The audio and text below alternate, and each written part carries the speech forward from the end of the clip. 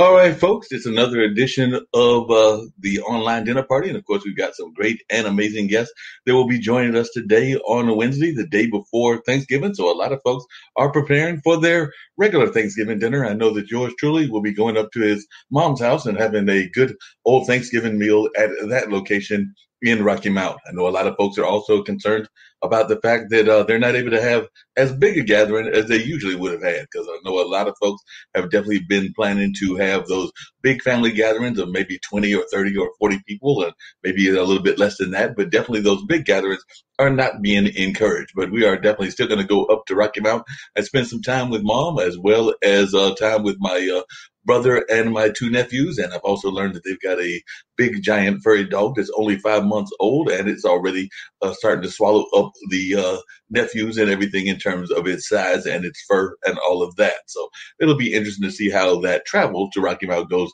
with that big dog that's only 5 months old, and it definitely probably got way more energy than yours truly. But we'll find out how that all works out on the trip there. Fortunately, it's only about an hour, maybe a little bit over an hour to get up the Rocky Mount from the Durham, North Carolina area. So that's one of the things that is going on here in this area. And of course, we've got some great guests. And like I said, a lot of folks are paying attention to a number of things that are happening in our community and around our world. Like, folks are trying to figure out how the transition is going. And I understand that some cabinet members have been appointed as of yesterday. We may be hearing of some more in the next several days for the Biden administration. And of course, we still got that person in 1600 that wants to be stubborn and doesn't want to leave office. But that's just my opinion on what he seems to be doing. But that's what's going on here. And of course, we are hearing talk of the vaccine, and a lot of folks are going to be curious to see how that works out and whether it is successful or not successful, and how soon we can get back to a semblance of normality. And of course, a lot of us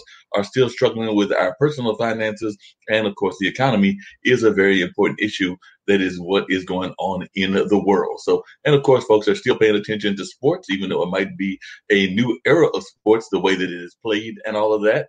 But definitely folks have paid attention to what's going on. And I know that the NFL is heading into, in the next several weeks and everything, to start heading into postseason. We'll see how that plays out and what goes on in that regard. So that's just some of the things that are happening in our community and around our community. I know that here in North Carolina, I just stepped outside and it was starting to look a little bit on the cloudy side. So we may be getting some rain here in the not too distant future. But I've got a couple of great and amazing guests that I'm looking forward to bringing into the conversation. So, and I might have some others joining us later on, but I did want to first bring in Richard Mensah and everything. So definitely looking forward to that and everything. So Richard Mensah, and also he is part of EllisX. And then I'm going to also be bringing in San Griffin later on. But I'm curious to find out as to how EllisX came about. They do a lot of work in terms of onboarding a lot of different startups and things of that nature. One of the things we do here on our Wednesday programming on IBM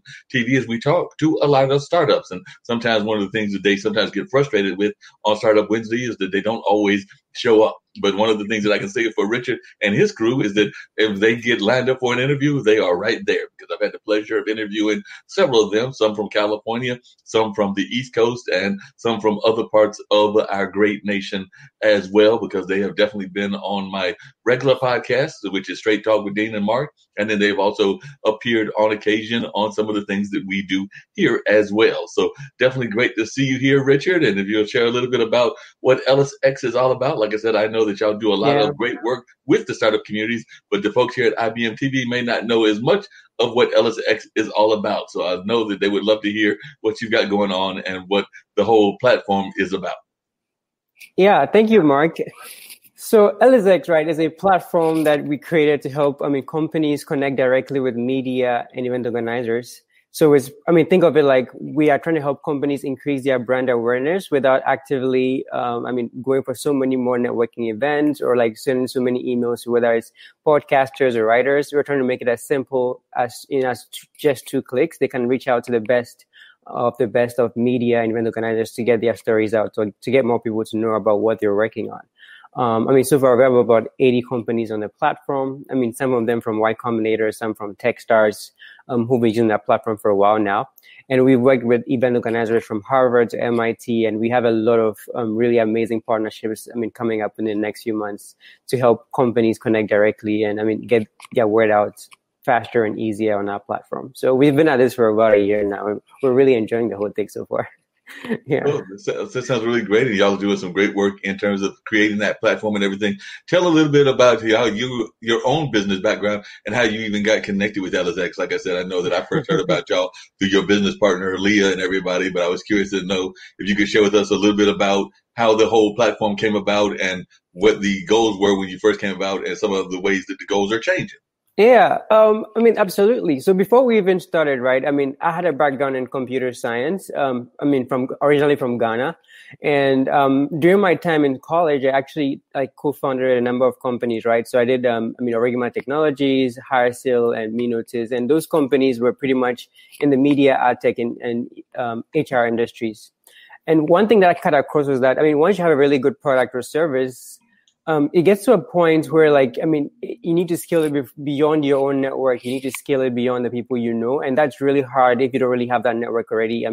Finding people who are going to be big fans of what you're working on so they can spread the word was really hard. So what happened once we started EllisX was that, I met Leah in Boston during an event. And I resonated with the problem, right? Because I had been through that a number of times. And Leah too had been working on a nonprofit, Ellis Project, that was helping immigrant founders, get their word out about, what they were working on. And so once we met each other, we felt like, a match made in heaven. And we just felt like, okay, so we have to actually solve this for all the other startups out there who are actually looking to scale beyond their own personal networks. Some of them may not even have these networks, right? So how do we help these guys? How do we give them a platform, a very affordable platform to be able to reach, highly relevant audiences to whatever they're working on. So for example, if there's a startup working in blockchain or wellness and he wants to reach a podcaster who is primarily focused on wellness, or he wants to speak at an event that's primarily focused on wellness, we want to be the platform that they come to be able to just, send out a request in just 2 clicks without having to, wonder who they could talk to, who could give them an intro to the right person. And it's so many different steps that are necessary before you finally get in front of the right audience. So yeah, we've been at it so far, and we're seeing really good successes. And the goal for us is to actually scale those successes to the point where innovators anywhere, in the US, around the world, who are actually on our platform can actually use it to be able to connect with audiences who, jump at their product or their service that they're working on. Yeah. Gotcha. And who are some of the, like I said, I know that I've talked to a couple of them, everybody from a photography company to somebody that was doing some stuff in that kind of high tech field to a number of others. But if you would share some of your stories of some of the clients that you're working with, I'm sure that our listeners would love to know some of the people that are already using the services, as well as some of the kind of businesses that you would like to be using the service. Yeah, as for the kind of businesses that are actually using the service right now, they're very big, diverse set of companies. We have some from electric cars to wellness to, healthcare to VR. It's a very broad set. For example, we had, a customer who's working in the fashion retail industry, and she's pretty much using AI to sort of design clothing, right? So currently how clothing design works is, you have a human behind everything to design your body shape, body size, and design something for you. But what she does is pretty much uses AI to pretty much describe who you are, and they use AI to create the perfect clothing for you automatically using an algorithm. And she's part of the Techstars team, and so far she's been with us for almost about a year now, and she's really enjoying the whole platform and helping. Since we're helping her connect with a number of opportunities. With her in particular, we actually were able to secure a speaking engagement in the Harvard Women in Business conference, right? So she came on the platform and we connected it directly to Harvard was using our platform to recruit speakers at the time, and she had the opportunity to be on a stage in Harvard, which she was super looking forward to because she hadn't really been there before, but she was able to now share more about what she was working on and get connected to people who I think she's actually working on a partnership with one of the people she met at that conference. So, there's so many good success stories over there. As to what the kind of people who want to be using EllisX. Yeah, go ahead. As to the kind of people we want to be using EllisX, primarily we're open to most technology companies, right? So not tech-enabled companies. So any company that is looking to get the word out about what they're working on, that is working on something really interesting, we want to have that, because what we're seeing is that, I mean, media folks and event organizers, I mean, they love to have very diverse set of people, and we are looking for a diverse set of companies to come join us on the platform. Right now, we have like a sort of like a focus on e-commerce businesses, because we know that that's the future, because most of these, I mean, brick and mortar stores are actually getting disrupted because of COVID. And I mean, most of them are moving online. So we want to help promote more e-commerce companies to be able to, I mean, get the word out about what they're working on and help them create that brand that is going to resonate with people who buy their products and services. Yeah, definitely. And it sounds like y'all are doing some great jobs, and I definitely want to continue the conversation, but I also want to bring in another one of our guests, who is San Griffin. San Griffin has definitely been doing a lot around personal branding and all of that. So she has definitely been involved in a lot of great things. I actually met her some time back when she was working with the Tabrin modeling agency and things of that nature, and had done some shows at the Hayti Heritage Center, but she's definitely been involved in a lot of great things here in our local community. So I would love for San to share a little bit about what she's doing, and who knows, she might even be leading the EllisX brand in terms of like getting out there to other folks as well. So San, I would love for you to share a little bit about what you're doing, and definitely what things that you are currently got going on, because you are such a entrepreneurial type woman that you've been involved in a number of great things throughout your career. And like I said, I know that we had the pleasure of having you on the Black Business Expo a while back, a couple of weeks ago, and you gave that very dynamic speech and everything. So love to hear you share a little bit about yourself as well. Awesome, awesome. Well, thank you, Mark, for having me on your show, your radio show, TV show today. And hi, Richard. It's a pleasure to meet you Hi, virtually. Sam. Yep. Yes. Well, just a little bit more about me. My name is San Griffin. I'm the CEO of Aggrandize Your Life, which is my brand. And the goal is to produce transformative literature and workshops, like the one you mentioned I did for the Black Expo last week. And my sub brand is Black Hair Love, which is in the same vein of producing transformative literature. I wanted to rebrand Black hair, how we think about Black hair, look at Black hair, and share stories with our children about Black hair. So I launched Black Hair Love this June, and it was the #1 new release on Amazon. And I tell you, it's in Barbados, it's in Canada, it's going nationwide, which is what I put on my vision board. Mark, I was talking about vision boards last week. Yeah. So thank you so much for allowing me to share, my journey here about Black Hair Love. Yeah, definitely. And if you would share a little bit about how important vision boards are, because you are definitely a big proponent of vision boards. And I think that Richard and his team have also used vision boards as well. So I'd love to hear both of you share kind of your thoughts as to the importance of vision boards as you're trying to develop whatever the business is, whether it's EllisX or whether it's your brand, Sans. I know that is something that I think not enough entrepreneurs do, because like I said, I'm oftentimes amazed at the fact. And I was curious if you would say the same thing, Richard, that a lot of times folks have these great ideas of what they want to do in their businesses and everything, but they don't have a vision board. They don't have a business plan. And sometimes they wonder why they're not succeeding. So I guess I'll defer to the lady first, and she's got the thing on the vision board, but I'll let San talk about the vision board. But then I would like to hear Richard's thoughts about what San says as well. Awesome. Yes. Well, I'm a proponent for vision boards. Like I said, it is a tool to help manifest your goals and keep you focused.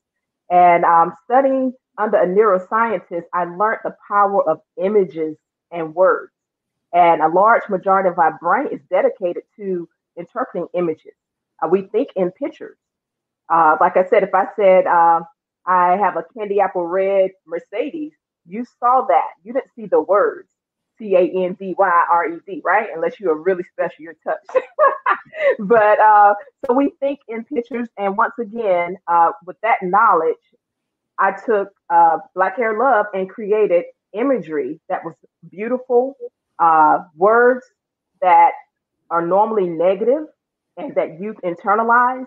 I intentionally use positive words, beautiful, strong hair instead of nappy hair or rude. You name it, they align Black hair with a negative word. Afros, or what's the word they use? If you're trying to evoke a revolution or things of that nature, but it's who we are. So in the book, I use words that are positive, that are loving, that are strong, and represent our ancestors. And once again, I wanted to share this with you and give them a tool to affirm that they are beautiful, they are special, and their hair is beautiful and unique just the way they are. No, no doubt about that. Richard, I'd love to hear your thoughts on definitely the concept of vision boards, but I also agree with something that Sam says that too often, and I would even argue this is in our entrepreneurship world as well, we give these negative views of some of our minority entrepreneurs, and therefore they come in with a negative attitude already because they don't think that they can succeed. Whereas I noticed that a number of the folks on EllisX, not all of them, but a number of them do come from our minority community. So I'd love if you can address the vision board aspect as well as the kind of like developing positive thoughts for our minorities of all ages, not just youth, but all ages. Yeah. I mean, particularly with the vision board, right? I mean, the way I see vision boards is you have to have a destination. You can't just like start something and not know what you want to accomplish with it. So, I mean, for us at EllisX, we have a goal of what we want to see the world look like in the next 5 to 10 years. And that's what we're aiming and working towards. We have images, we have, descriptions and stuff like that. But I mean, the goal is what is going to wake you up, every single day? Why are you going to be excited to be working? And I mean, once you have a vision or a goal that you have in mind that it really means a lot to you, you're going to pursue that irrespective of whatever, challenges you might see because of the fact that, entrepreneurship is really hard and it's not for like the faint-hearted, right? Because you could start it and within a year or something is not going right and you just decide to not do it anymore. But once you have that vision that you think that is going to be of value to you or is going to make an impact in society, that you really want to make that happen, you're just going to go straight and just keep going through all the pain and all the excitement and finally get to the point where you're super excited about where you've come because of that vision you already said like 5 years ago or like 3 years ago, depending on how long it's been there for.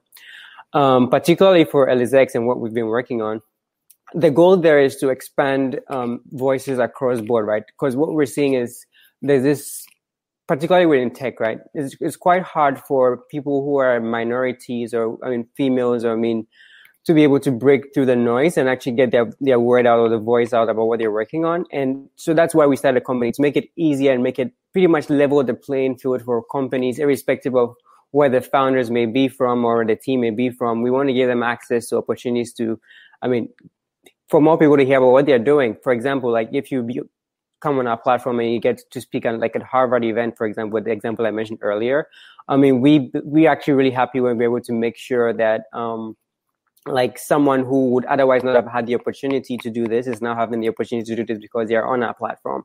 And the way I think about it, if you think about it from a global perspective or even a nationwide perspective, what is it going to mean when, more people around the world or more people within the country are hearing about, entrepreneurs who are not like just like plain white and stuff like that, but then they're from all around different races, whether it's Latino, it's women, it's people of color, it's straight or gay, whatever it is, but to be able to give people access to all those opportunities is what we're working on. And we've been doing that for quite a while now. And I think that's what really drives us to the point that, okay, we're creating a future that entrepreneurship is not really based on a certain archetype kind of person, but anybody could be an entrepreneur, be celebrated as an entrepreneur, and make an impact in what their society is through entrepreneurship.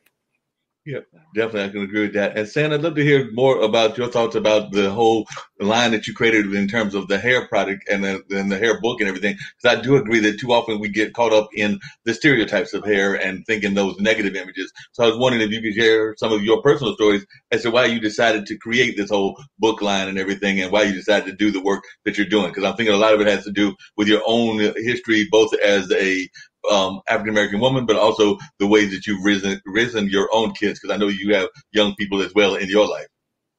Absolutely. Yes, I like to start with a quote by the late, great Toni Morrison. She said, if you don't see the book that you would like to read, then you should write it. And I didn't see a book I want my children to read, my niece to read, that represented her, and my future grandchildren. And so that really just struck a nerve in me because, like you said, growing up, African-American woman, you've always had that conversation, good hair, bad hair. Oh, she have good hair, or, this one have bad hair. And I have 3 sons, and all 3 of them have different texture hair. And my middle son always came home talking about, when he was in elementary school, the girls say I have good hair. And then my other son, the younger one, he never got those comments. His hair was just a little tighter, stronger. And what I tell them, and I used to tell them, listen, it's all beautiful hair. It's all beautiful hair. I said, ask anybody who don't have hair on a cold day. They would love to have your hair. God's blessed you with. They got to go out and buy a hat. And so, I would say little things like that just to, have fun with the youth and my children. And I wanted a tool that affirmed what I said. I wanted a tool to affirm when they go to school or when they go to the library. I want them to see a book that said, your hair is beautiful just the way it is. Your hair is strong like your ancestors. Your hair is big like your loving heart. Your hair, all these wonderful things. So it's not only about the images, but I use my love of transformative words, words that impact their psyche, words that will carry them on, and they can tell their children and their children's children. Because what I realize is we've been perpetuating something that started by people who didn't love us. That good hair, bad hair started. I found in literature written in the 1600s where they separated the slaves, the mulatto slaves versus, the black slaves that weren't raped by their slave masters. And so they would have good hair, bad hair. And they did that to also create division. So that has been perpetuated. And we are in the age of technology. And I was just thinking, we need to write our stories. We need to tell the story about our hair, our culture, what we love about ourselves, and not wait for someone else to do that for us and keep perpetuating the lie. So that's what Black Hair Love is all about. And I have a book for all ages. This is the preschool book, which is this young guy is my stylist son. And when I was doing my research, I did not see books, especially in preschool, with a Black male on them. So I intentionally put Black males on the cover of each book because they need to see themselves in literature and know that they are beautiful. And this is a picture of my son, Mitchell, the one who never really got the comments about his hair was good. But the true story is I would see him walking around in the house and I would look at him and I say, wow, it looks like a crown oozing out of your pores. So if you can see it, his hair is going straight up and the jagged edge like a crown. I said, wow, look at God. And so I wanted people to see what I see. So when I designed the cover, I asked them to create a halo crown. So, watching media and things of that nature, a lot of times when we see our young Black males, it seems like there's pitchfork and devil ears around their head. And I was like, I want people to see what I see. I see royalty. I see beauty. I see a crown oozing out. God wanted to know we were so special, want us to know we were so special. He have a crown oozing out your pores. So yes, I was intentional about the cover. And this right here, the artist out of South Carolina, her name is Igia Charles. She created this artwork around the same time I was writing my poems, and we just so happened to collaborate, and they just married so well. But when I looked at this picture, it's called Black Boy Joy. I said, these are the guys I grew up with. They were always just laughing, having fun, joking, and so I decided to put that on the cover. And when I see our hair, I feel like it is a flower. Our hair goes straight up to the sun. How beautiful is that? How unique is that? Like God's wonderful plants and his trees, everything that's alive and growing and thriving, right? So all that is in my literature. It's transformative literature. Once you read my book, you will not look at hair the same. Sounds great. Richard, I was just wondering, because as she was talking, a couple of ideas and thoughts were crossing my mind and everything, but I was wondering, do y'all see those same kind of issues in your homeland? Because like I said, you are from Barbados and everything, so I was wondering, did you face some of those same kind of issues and everything in your homeland in terms of growing up that we have faced here in the United States with the way that hair is portrayed and all things of that nature? And then the other thing that I was curious about is a lot of times we hear of people talking about the racism and the other things that exist here in the Southeast, where me and San are based at. But we also know that Boston, where you are, also has a little bit of history of that as well. So I was wondering if you had to deal with that, even being in Boston and being in the tech field, because Boston has also had a little bit of history in terms of its race relations, even though it's a northeastern state and everything. Yeah, but I think I have to do a bit of correction. I'm actually from Ghana, not Barbados. Right. Yeah, but again, in Ghana, we don't really have any issues, particularly with like hair and racism and things like that. I mean, Ghanaians are actually known to be extremely friendly, right? So once anyone foreign comes to the country, irrespective of whatever skin color, they're really nice and they try to like make you feel at home and they make you feel homey and they're trying to get like food and everything just so you can feel what the culture looks like. But yeah, that's what it's like in Ghana. We don't really have any issues per se with, different sex. We have different ethnicities though in Ghana. So we have different tribes and stuff like that. And it's not really like a tension that exists, but it's just that, you have some tribes sometimes always think that, okay, I'm better than these guys and these people think I'm better than these guys, but it's not to the point where like that is not going to be a reason for you to not get like a job or get an investment or get hired by someone. It's just for fun, I think. And not too not too crazy, basically. In the US comparatively, and particularly in Boston, I think Boston has had a reputation for being one of like the most racist cities in the whole US that I know about. I actually worked on a project, during my time in my master's program, and what we're supposed to do was sort of like close the racial wealth gap within the Boston area, I think by 2.9 billion within the next 5 years, because what we identified was that there's a wealth gap that actually keeps, people who are not, who happen to be from minority communities, from getting access to more wealth. And it's actually compounding and increasing, right? So, as more people grow up, because of historical, structures that existed, it's actually preventing them from actually getting access to finance or capital or anything to either start businesses or like improve their quality of life. So, what we came up with was we created a platform, like a solution that helped small businesses in Boston tap into the student population within the area to be able to get like student consultants coming into their business to help them out with like whether it's marketing or finance, strategy, just to help them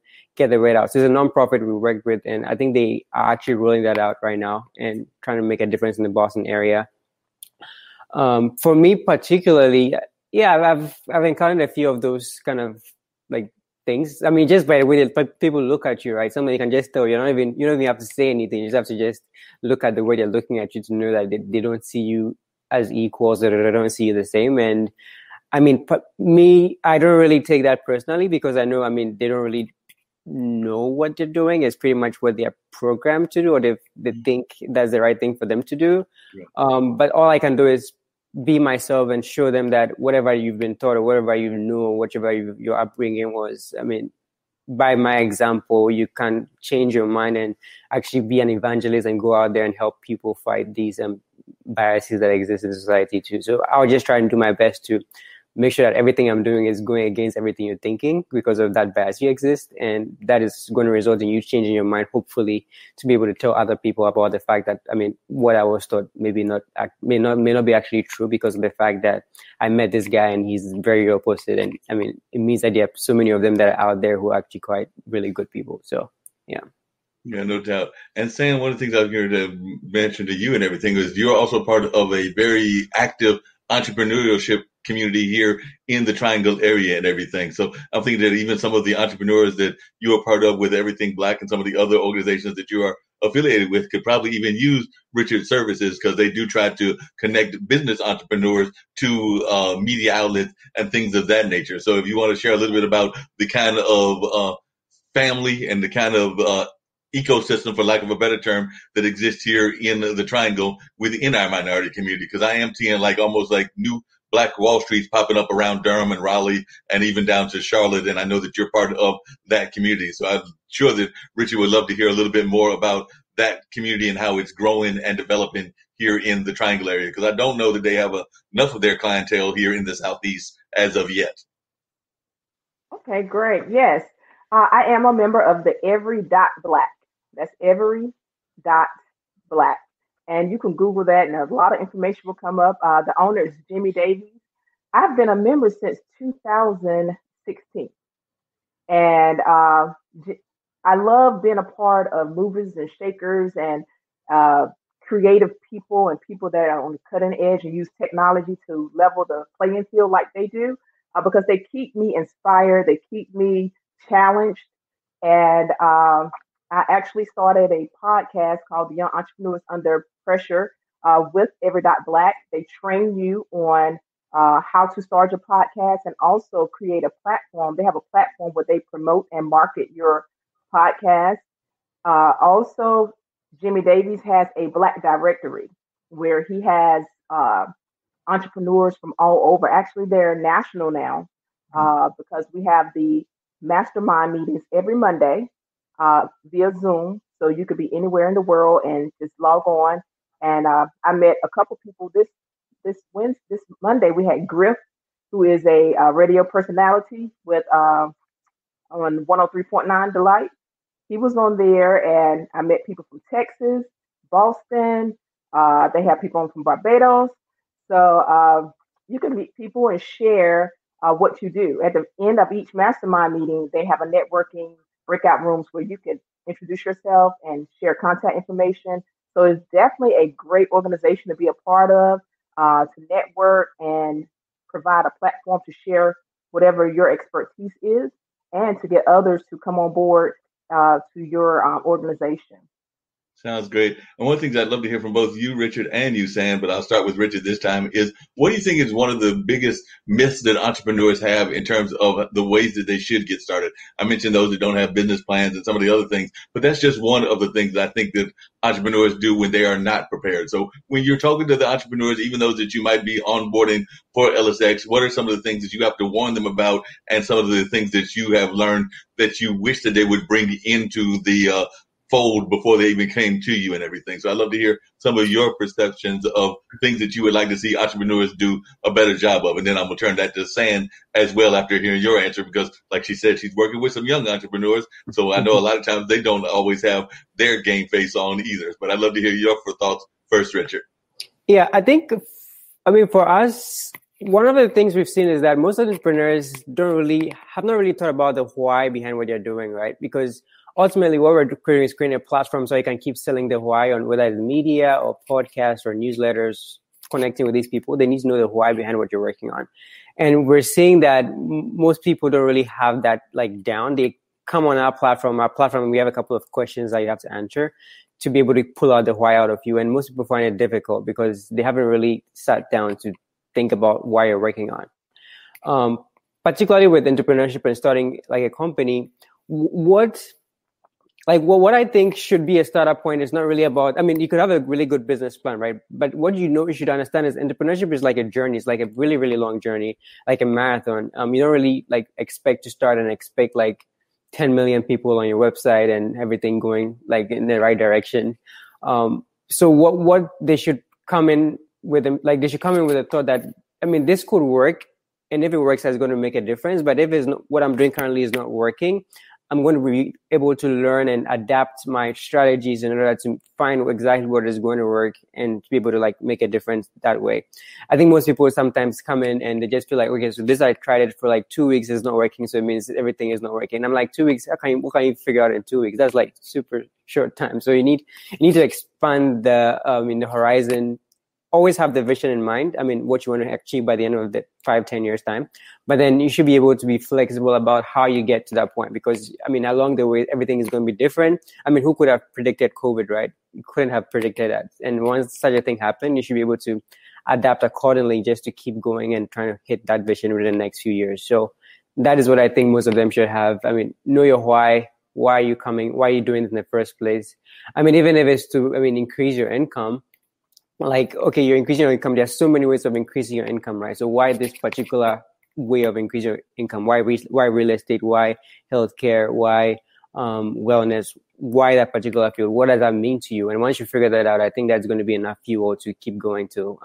The difference is made in society. Yep, definitely. I'd love to hear from San as well. Some of the things that she's learned, even from talking to her young entrepreneurs, as to things that she wishes that they would have learned. I know that one of the things we talked about here on IBM TV is that we would wish that they would teach more kind of like courses around entrepreneurship and around even fiscal responsibility on our like high school level and on our various school levels. A lot of times we don't get that until college, and even sometimes we don't get it in the college level. But I'd love to hear your thoughts on some of the things that you would like to you wish your young entrepreneurs would bring to the fold when you were talking to them. Okay, yes, I agree with Richard. You need to know your why, because your why will keep you going when you're hearing a no, and doors are shut, they're not opening. Running a nonprofit for 13 years, I would receive maybe 11 no's and then a yes, but my why kept me going. But when I coach young entrepreneurs, first of all, I remind them what an entrepreneur is. We are an answer to a problem. We have a solution to a problem. And and I also encourage them, once they think about that idea, that solution, that service, that good, that product, take that risk, because your brain can actually talk you out of it, because our brain is created to keep us safe. And if we feel like, no, I won't be able to do this, you can really, that self-talk, that negative self-talk can convince you not to take a risk. And as an entrepreneur, we are always taking risks, and don't be afraid to take risks and to receive that award. Once again, I encourage entrepreneurs to build a team. Don't try to do it all yourself. Stay in your lane. What comes good, what comes natural for you, what you're good at, you can always build a team, someone to market for you, someone to create, your flyers, someone who could do whatever you may need, the financial piece. So stay in your lane, build a team to support you so you don't feel burnt out so soon, and network with a body of people, like we said, the Every Dot Black and other entrepreneur organizations. Network with like-minded people, because people who are not entrepreneurial minded can also talk you out of your blessing. No doubt about that. And one of the other things that I sometimes wonder about is that we don't do a great job of even teaching about entrepreneurship in terms of its historical element. Like here in Durham, we have the Black Wall Street. Tulsa also had a Black Wall Street. There are a number of other communities, but unfortunately, we sometimes hear like the superstars of that story, but we don't hear the whole story of what was going on in the entrepreneurship lane. Like I said, everybody knows the story, even coming back to your hair care, of Madam C.J. Walker and everything of that nature, but we don't always know some of the other people that were involved in that story with her. I mean, we learned more about that after that movie came out recently, but there were a number of other folks, including Miss Malone and a couple of others, that were involved in that whole creation of what was going on. And I don't know that we hear enough of those stories of the history of entrepreneurship. I mean, one of the greatest entrepreneurs in my mind was Benjamin Franklin. I mean, he did all kinds of entrepreneurship ideas, and George Washington Carver, but I don't know that we hear enough of their entrepreneurial stories. Even some of our founding fathers, I would argue, had some entrepreneurship businesses. Some of the businesses we don't want them to go back into, like some of them were involved in things like slavery and stuff like that, but they had some other entrepreneurship fields that they were involved in as well, whether it was Thomas Jefferson or Anthony Hamilton or a number of others. But would you agree with me, Richard, that we don't hear enough of the stories of entrepreneurship?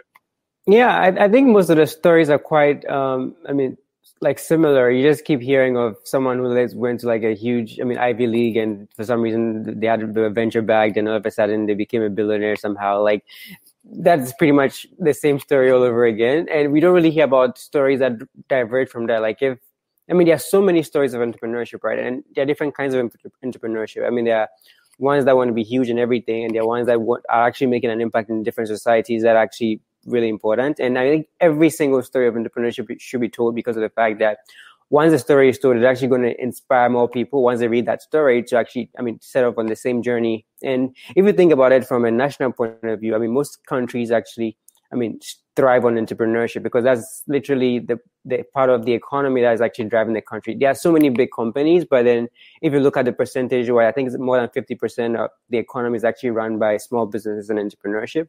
So I believe that, those are the ones should also be highlighted, not just on the bigger ones who are also like not really contributing. They're contributing, but not to the extent that which all these small businesses are making an impact within their society. So the way I see it, honestly, is like any person who has the vision or the audacity to actually go out and make a difference, start something, whether it's a restaurant or, I mean, a food delivery company or anything, it's worthy of getting that story out there to inspire the next generation and to actually take on a different problem in society. So that, I believe, should be a thing. I mean, it should be a regular thing in society where stories are just told. No, I agree with you on that. And Stan, I was wondering if you could tell us even some of the folks that might have inspired you, because like I said, I know you've been in the field for a number of years, and there are probably some great entrepreneurs that have inspired you as well here in this area, whether they're folks in the Raleigh-Durham area or whether they're national figures. But who were some of the people in the entrepreneurship world that have been your inspirations? Well, I'd like to say my mother and my grandmothers definitely were inspirational to me. But I think if we all think about it, entrepreneurship really runs through our veins. Whether it was mom, cooking pies and selling pies, or making baskets, or doing, someone's hair. We've always had that entrepreneurial spirit around us. It's taken it to another level. It's been privy to the resources and the opportunities, to take it to another level. So at least that's my story. My mom owned a boutique on Federal Street years ago in the 80s. And I know what it feels like to hope customers come in and support so that you could, get groceries for the week and take care of other things for the household. So I know the importance of supporting small businesses, supporting Black businesses. I know it firsthand. My grandmother, once again, she in her community, she would, sell different items from her home. She was retired, but she would, sell drinks and different types of desserts and things of that nature, just to be able to buy medicine. So entrepreneurship has always been around me. And as a teen, I just felt like, why can't we ever make it to that next level? And so that was one of the things that kept me going and starting the Young Entrepreneur Expo with my sister, Rhonda Cozart. We've done the Young Entrepreneur Expo for 6 years in Durham at the Hayti Heritage Center, where I would usually see you, Mark. And like you said, entrepreneurship is not taught in most schools. Now they're starting in certain maybe call those community schools, charter schools. But most schools, they do not teach entrepreneurship. They teach you to learn how to recite things, pass a test, and go to college. Not be a free thinker, not be creative and create things and things of that nature, but how to recite and how to pass this test and go to college and work for someone else and get that position in the corporate America. And my parents taught us to be entrepreneurial minded. And so they inspired me, as well as I'm just inspired by so many entrepreneurs. I'm trying to think of someone. Miss Hester in Durham, she inspires me. Real estate and being able to offer a place for other Black business to thrive. So yes, I would say in Durham, Miss Hester definitely is an inspiration and a mentor for me. Yeah, speaking of which, and I love it, I'm sure Richard would love to hear this as well, but I do remember that youth entrepreneurship conference that y'all did for a number of years. And some of those products that those kids were coming up were truly amazing. Like I said, I'm sure Richard would love to hear about some of those products. I remember there was one, I think it was a young lady that had like her own comic book and things of that nature. And there were a number of others. So I would love it if you could share some of the stories of those young entrepreneurs and if they are still pursuing their entrepreneurship as far as you know. Yes, most of them are still pursuing their entrepreneurship goals. They are on Instagram, they're on Instagram, Twitter, what is it, TikTok, you name it. They are definitely into technology and marketing better than some adults that I know. So yes, we have our youngest entrepreneur, 7 years old, creating jewelry, their own soaps, T-shirts. We have young authors. Um, you name it. We had a young girl who designed shoes, and the Young Entrepreneur Expo gave them a platform to network with the community and for people to come in and encourage them because, money is an encourager. They're people buying things and they're making money and they see, oh, this is a path that I can take and it can be profitable. And they're learning business 101. They're learning to use a pitch.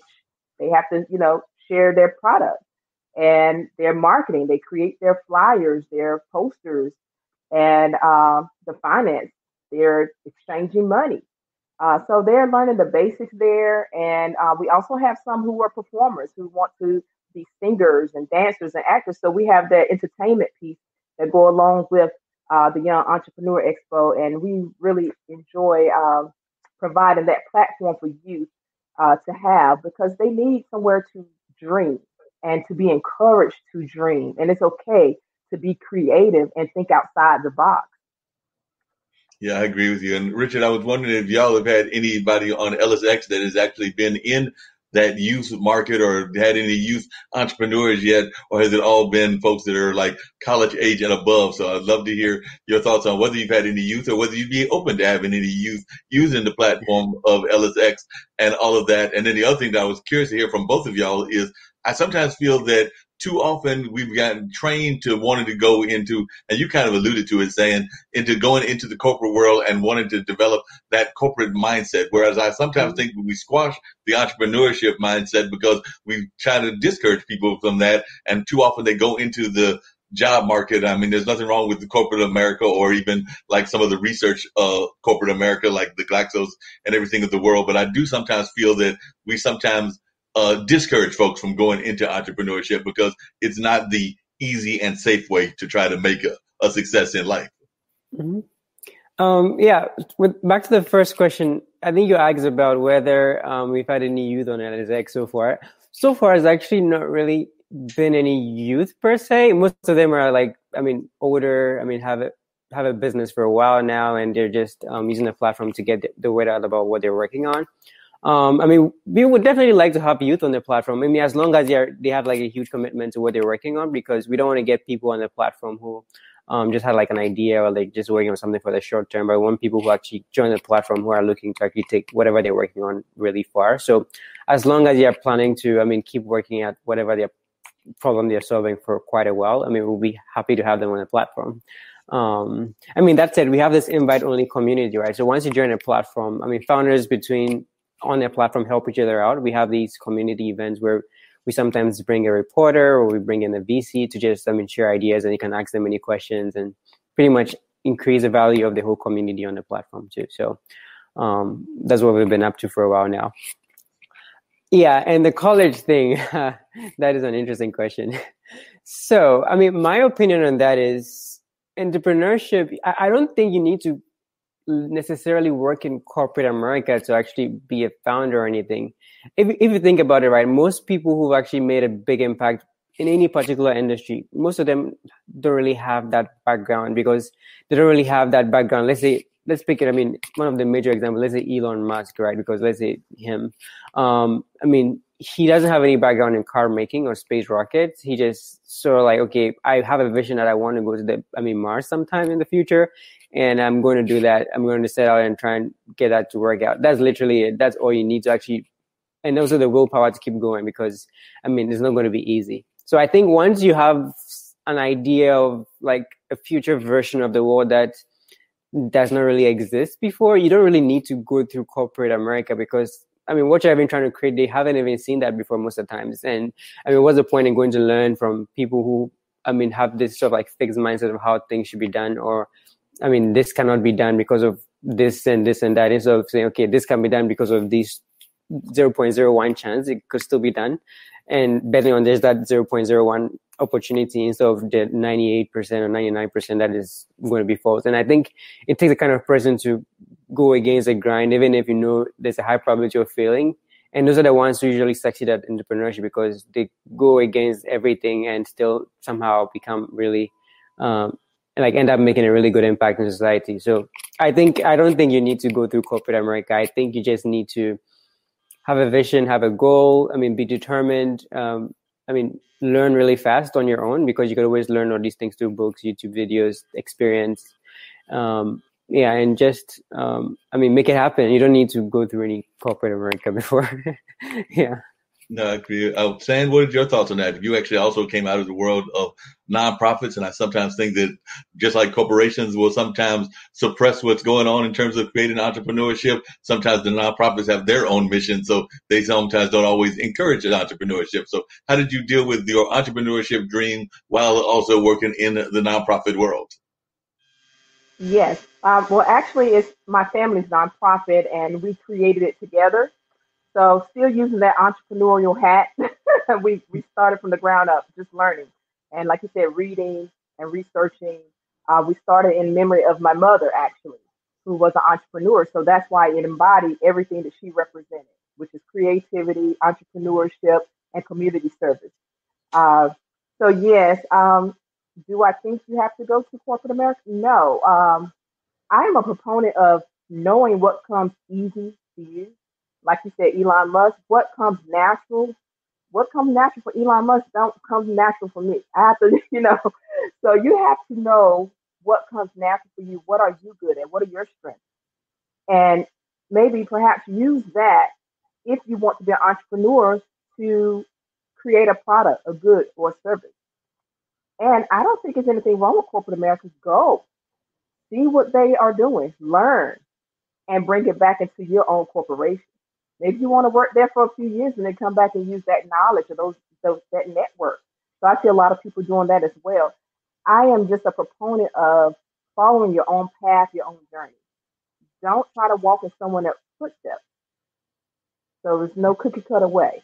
Yeah, that makes sense. And both of you, and that's part of what EllisX is all about, is networking. So I would love if you could talk about the importance of networking in the entrepreneurship journey. Because like I said, that to me is a vital part of entrepreneurship. It's definitely a vital part of what EllisX does. So if you could talk about the importance of networking and what you think are good ways of networking. I know that even on this platform on IBM TV, I've oftentimes talked about folks that have the business cards. I've got thousands of them, if not tens of thousands. And sometimes you get those business cards, but you don't always use the cards in the correct way. So I was wondering if you could talk a little bit about the importance of networking and things of that nature.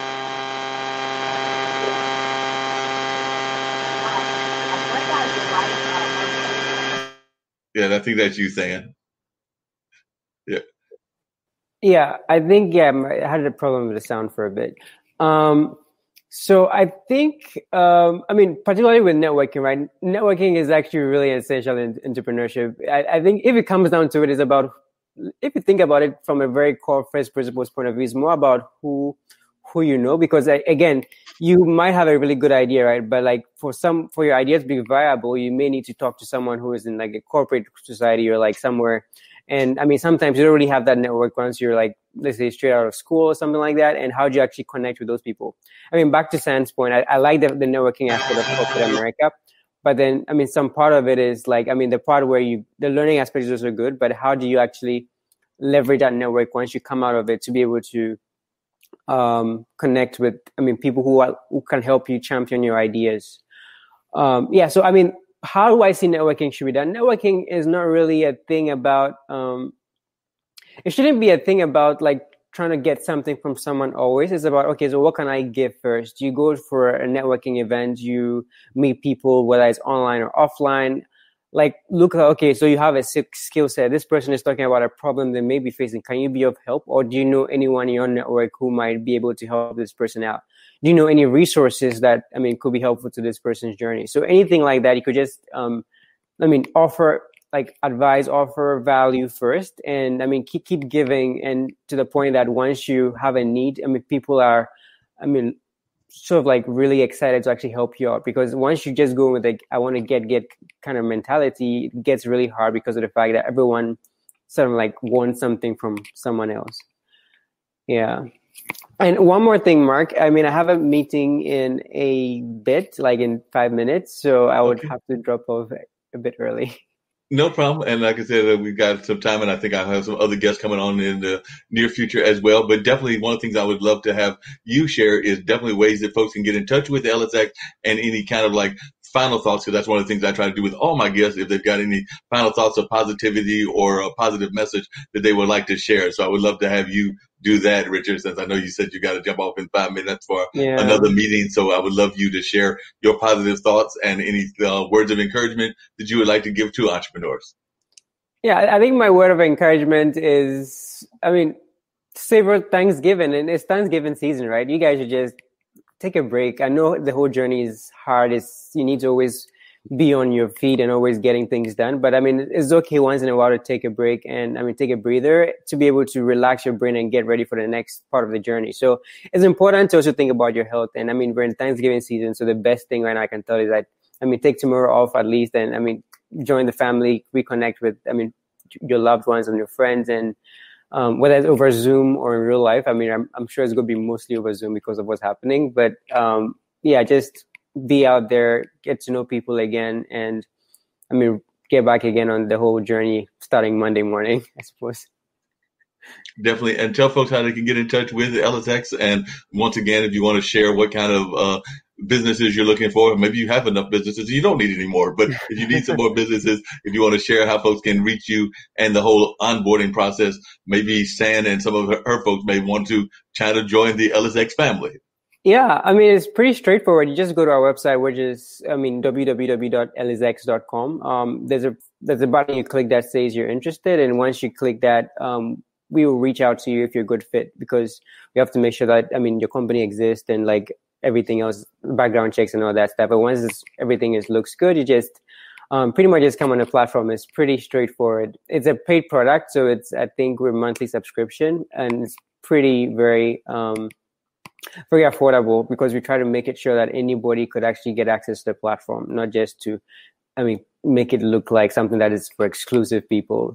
Once you have a business that you are running and it makes and you're making money, or you're, committed to it, we would love to have you on the platform.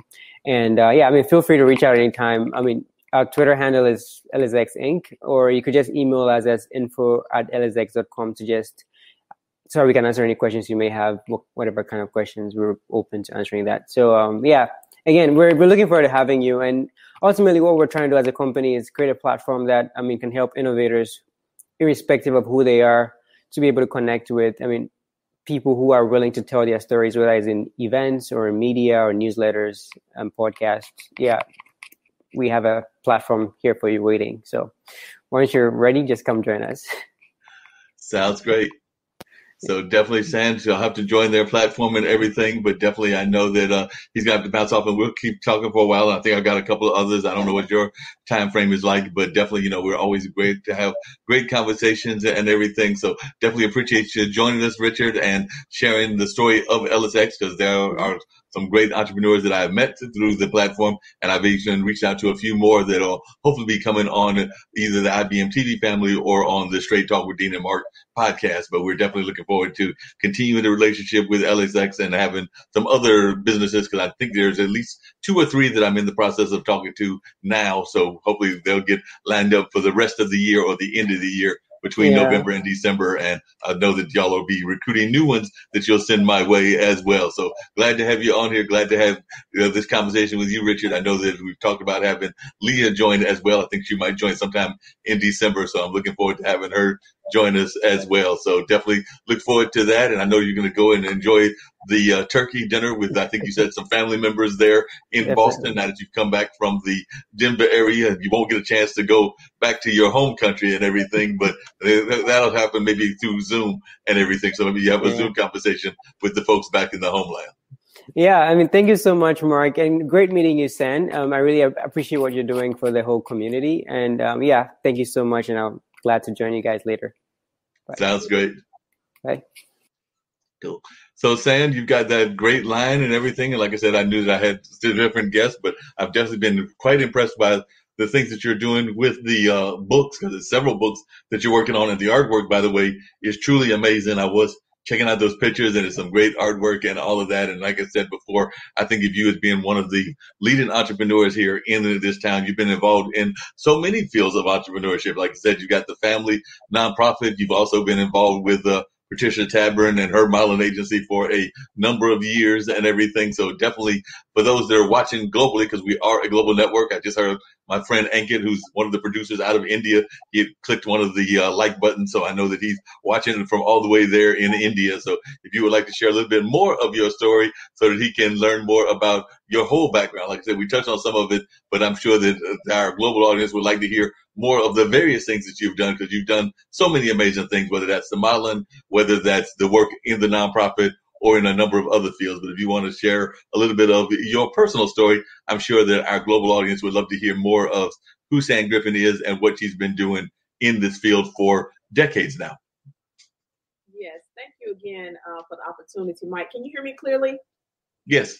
Okay, wonderful. My earbuds went out. Well, I want to share how your listeners and viewers can reach me and learn a lot more about myself. I'm not used to talking about myself this long, but you can definitely come to my website, Aggrandize Your Life, www.aggrandize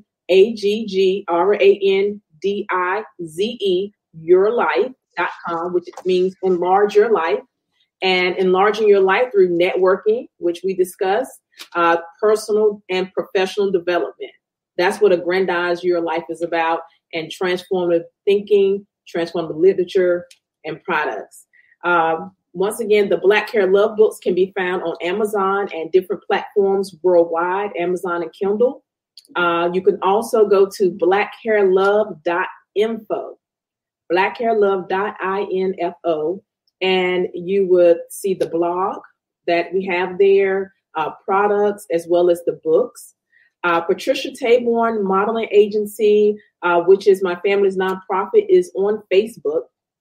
If you go on Facebook, you can put in PTMA or Patricia Taburn Modeling Agency, which we are in the process of revamping, and we're changing the name to Patricia Taburn Math and Arts Foundation. But you still can find them on Facebook, and if you connect with me, I'll definitely connect with you, follow back, and we can definitely stay in touch. But yes, so I definitely want to share that information on how we could connect and link. Yep, definitely. And we do believe in linking in and connecting folks. I did want to bring in another guest that has popped in, that being David Serafine, who I have met through a variety of sources, including having some mutual friends that are common friends in Raquel and a number of other folks. But you are also been involved in kind of like personal branding and bettering ourselves and things of that nature. So I'd love you to share a little bit of your story, David, so that San can learn a little bit about you. Unfortunately, Richard had to bounce off, who's with EllisX, but I know that a lot of what you do is also around us trying to understand our personal brand and being better in ourselves. So I would love to hear a little bit more of your story as well. Absolutely. And thank you, Mark. I appreciate that. And San, nice to meet you as well. So, yeah, I think that I've been a writer for about 7 years now, and mostly industry-based publications, so not very interesting, very dry stuff, but always enjoyed writing. And then two of my family members came down with forms of dementia, my wife's family. And so from that standpoint, watching that process go from the start of it until the end of it basically inspired me to write a novel based on that circumstance. It's fictional, of course, but you draw a lot from personal experience and the way that it ended, kind of button the whole thing together. But the difference with this particular film is if you look at the other dementia-themed films, that being The Notebook, that being Still Alice, Away from Her, these are all driven from a Caucasian perspective. And so the one thing that we're doing very differently with this film is we're showcasing the very demographic most impacted by the disease, that being the minority community. So the casting, the storytelling, everything is told from a different perspective, a different voice that is much needed, has not been done before. So from that standpoint, the subsequent outreach on the back end, when this film is done and you have 65 cities on a film festival circuit, there are going to be outreach in those very cities that we're trying to reach that otherwise would never be reached before. So that's kind of it in a nutshell. Yeah, and that's an issue that is definitely something that I know has impacted a lot of folks. Like I mentioned to you, I've had some family members that have dealt with either Alzheimer's or dementia or a number of other things. I'm sure that even San has probably had some family members of some sort or another in her family that have dealt with that. It is an issue that we oftentimes don't hear about in our community and everything. So I was wondering if you could share that, because I think that it's something that is ignored both in the African American community, in the Latin American community, and a number of other communities as well. So, and I know part of that is that, to be perfectly honest, and it even comes up in some of the COVID talks, we don't necessarily have the greatest history with the ways that medical professions have treated minorities in terms of like even the way that things are. There's a lot of folks that are very cautious, and I'll just put it diplomatically, about the vaccines and the vaccines that are out there, because they remember the Alzheimer's, not the Alzheimer's, but they remember the things that the Tuskegee Airmen went through. They remember some of the things they went through with AIDS and a number of other diseases, and how that impacted our community and impacted it in a negative front. So is that part of what you're also finding? Is there a lot of folks have that fear because of that medical history? I think that there are so many things I learned with the start of this process. I think first and foremost, the immediate thing to me was that the minority community is more impacted by the diseases themselves, 60% more so than the Caucasian groups. That's the first thing that came out. The second thing that I learned very quickly is less than 1% actually carry the markers for early onset Alzheimer's. So what does that mean? The early onset marker is the one that you're guaranteed to get Alzheimer's.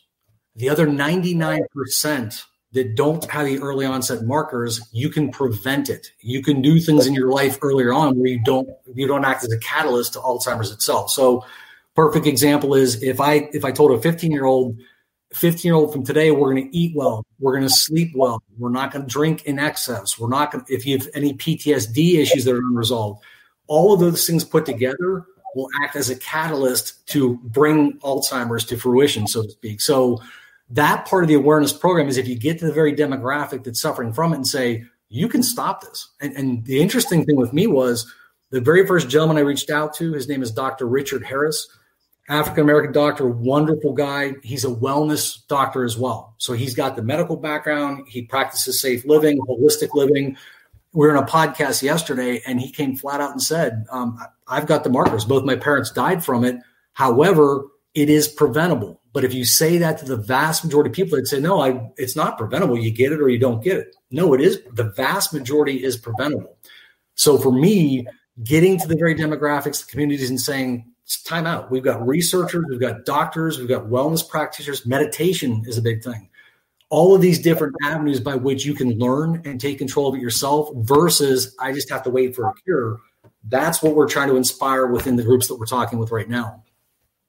Yeah, and one of the things coming back to even San's product, you didn't hear the earlier part of the show, but one of the things she's done is she's created this whole book line. And I know she's got to get ready to leave, but I would love for you to talk about that connection, because I think that there's a lot of similarities in what she's doing. Part of the reason that she created the book line that she has is because she was finding that there was a lot of stereotypes existing around the way that we treat the African American population based on having quote unquote good hair or not good hair and things of that nature. And I think that that's some of the same things that we find in the medical community, even with some of the diseases and everything. But I would love to hear San's perception of what you've been talking about and how it might even tie into the book, because I do know that she's got to leave shortly as well. But definitely I would love for you to share with David a little bit about the book once again and a little bit about what the book is all about so he can hear that story as well. Oh, wonderful. Well, David, it's a pleasure to meet you, and I definitely will stay connected and love to watch your work and be a part of that. Yes, I would just like to say that we have been told the dominant culture perspective. And even in literature, you don't hear, the African-American voice or the Asian or, different Latino. So I'm grateful that this year has brought about, some awareness and a lot of, influx in new literature, films, and a new perspective, a new way of looking at things. And I like to call my books a mirror book and a window book. And the window book is allowing other cultures to see how we feel about our hair, to see what we love about our hair and some of our traditions. And the mirror book is for young Black children to see themselves and see themselves affirmed as beautiful and unique and valuable. So I like the film that you have created because it's going to be a window film for me to see. A lot of my elders have passed on. And yes, my great aunt, she did have Alzheimer's.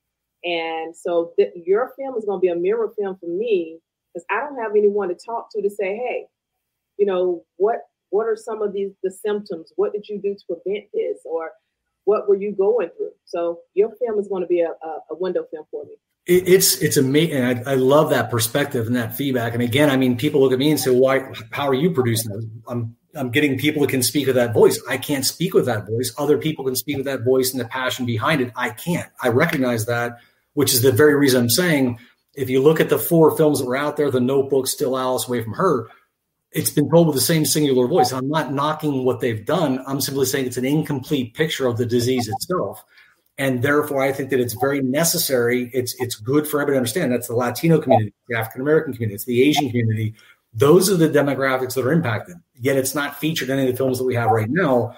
And not only that, on the back end of it, the film for me is a means to an end to get to the actual communities where the film festival is. The goal for me is to get the doctors, the telehealth, the researchers, the wellness practitioners, get them in front of the communities that are there in the cities that the film festival is held, get the voices directly in the dialogue back and forth with the groups. It's not, for me, it's not just the film. It's the vehicle by which I can engage the communities I would like to engage.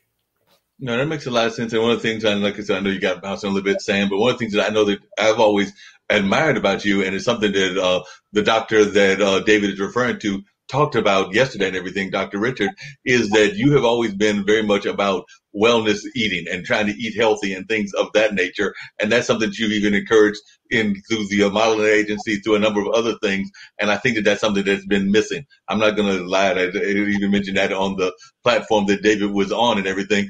I sometimes rush a little bit too fast to go grab the fast food and all of that just because it's quick and easy and convenient. But it's also not healthy if you're trying to have a healthy lifestyle, whether that's trying to fight Alzheimer's or dementia before you have the signs of it or the symptoms of it, or whether that's dealing with more common things like diabetes and things of that nature. But as I've always heard you talk about on a lot of your platforms, because you do sometimes have exercise elements to your youth expo. I remember there was some people involved in martial arts, and there were a number of other folks who were doing health-related things. So it does seem to me saying that health and wellness has been an important part of your mission as well. So I'm sure that David would love to hear the importance of that to your life, because it does seem to me, from what I remember, that that's an important part of your mission. Yes, absolutely. There's definitely a connection. Science tells us that there's a connection between the brain and the gut so what we're eating and things of that nature also fuels, the reproduction of those cells and dendrites and things like that in our brain. And I'm still learning. I'm not a guru on this, but, once I learn nuggets like that, that's going to help improve, my life and longevity. Why not? And once again, that's what your film is all about, sharing these truths and these nuggets so that we can implement them in our lives and have a better life. I love your perspective on the window. That's brilliant. I never would have thought of that on my own, but I'm going to use that going forward. I'm going to credit you with that term because I love that. It is literally a window. Mm-hmm. I never would have thought of that. That's brilliant. So, but yeah, I think that it's funny because you hit something critical. And again, I heard that before I started writing this book, but I didn't make the connection until much later on. The gut and the brain and the connectivity. I just didn't know that. And then I started researching it. And the doctor said yesterday, it was interesting. He made a thing about canola oil. If you're cooking with canola oil, you're cooking with processed things that process gasoline and stuff like that. And his point was garbage in, garbage out. That was the whole bottom line point. But yeah, the exercise, the rest, the meditation piece, which I am not good at. I have to learn how to actually do that more effectively. But all of this and the gut health, all that stuff put together. And again, this is a wellness across the board. You mentioned that, Mark, about diabetes and other things. You're right, 100%. I was solely focused on one story in Alzheimer's because that's what I wrote about. That's what I experienced and watched. But the more that I now learn from guys like Dr. Harris, it's like, look, if you do this, it counts towards diabetes. It counts towards heart disease. It counts towards Alzheimer's. It counts towards a lot of things. So it's a really good conversation to be having. Yeah, definitely. And San, I know you said you had to leave and everything, but I'm not, as long as you can stick around, I'd love you to stick around as long as you can. But definitely, one of the things I was going to say is that everybody that I've had on, including Richard, I give them that chance to give their final thoughts, their words of positivity. So if you have to bounce, I'd love to hear your words of positivity and ways that folks can reach out to you and everything if they're interested in learning more about the book and the whole series that you got. Okay. Yes. Thanksgiving is tomorrow, and I do have to cook. But my final thoughts, it's been a pleasure to meet you, David, Marc, thank you, and Richard earlier. I just love being around creative people and people that are adding value to lives. And what you are doing, David, is going to change lives. It's going to prevent premature, death and all that wonderfulness. And Marc, you're sharing this worldwide. Yes. So I just love being around movers and shakers like you all. So thank you. It's just a pleasure to be here. So just keep sharing love and light. We need more love and more light. Final words. Yeah.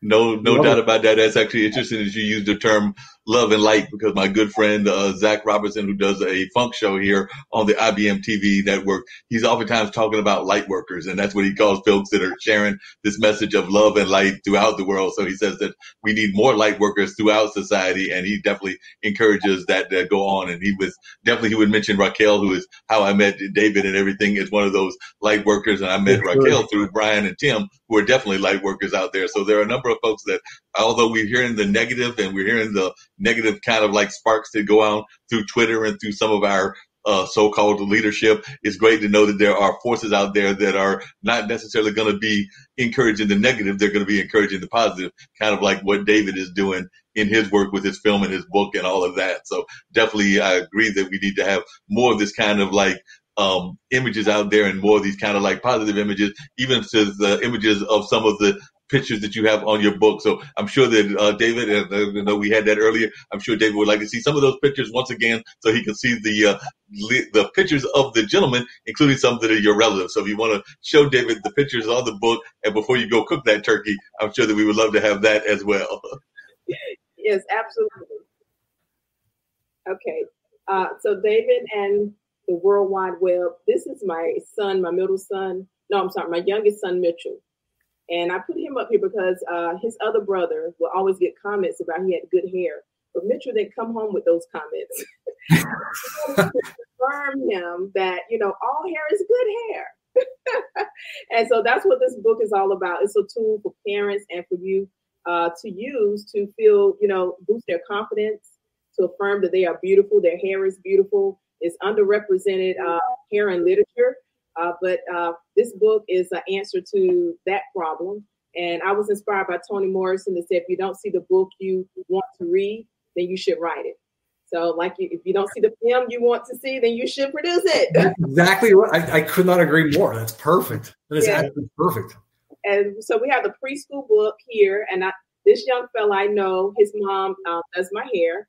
And so I wanted to make sure young Black boys saw themselves in literature. And this is the artwork of Igea Charles out of South Carolina.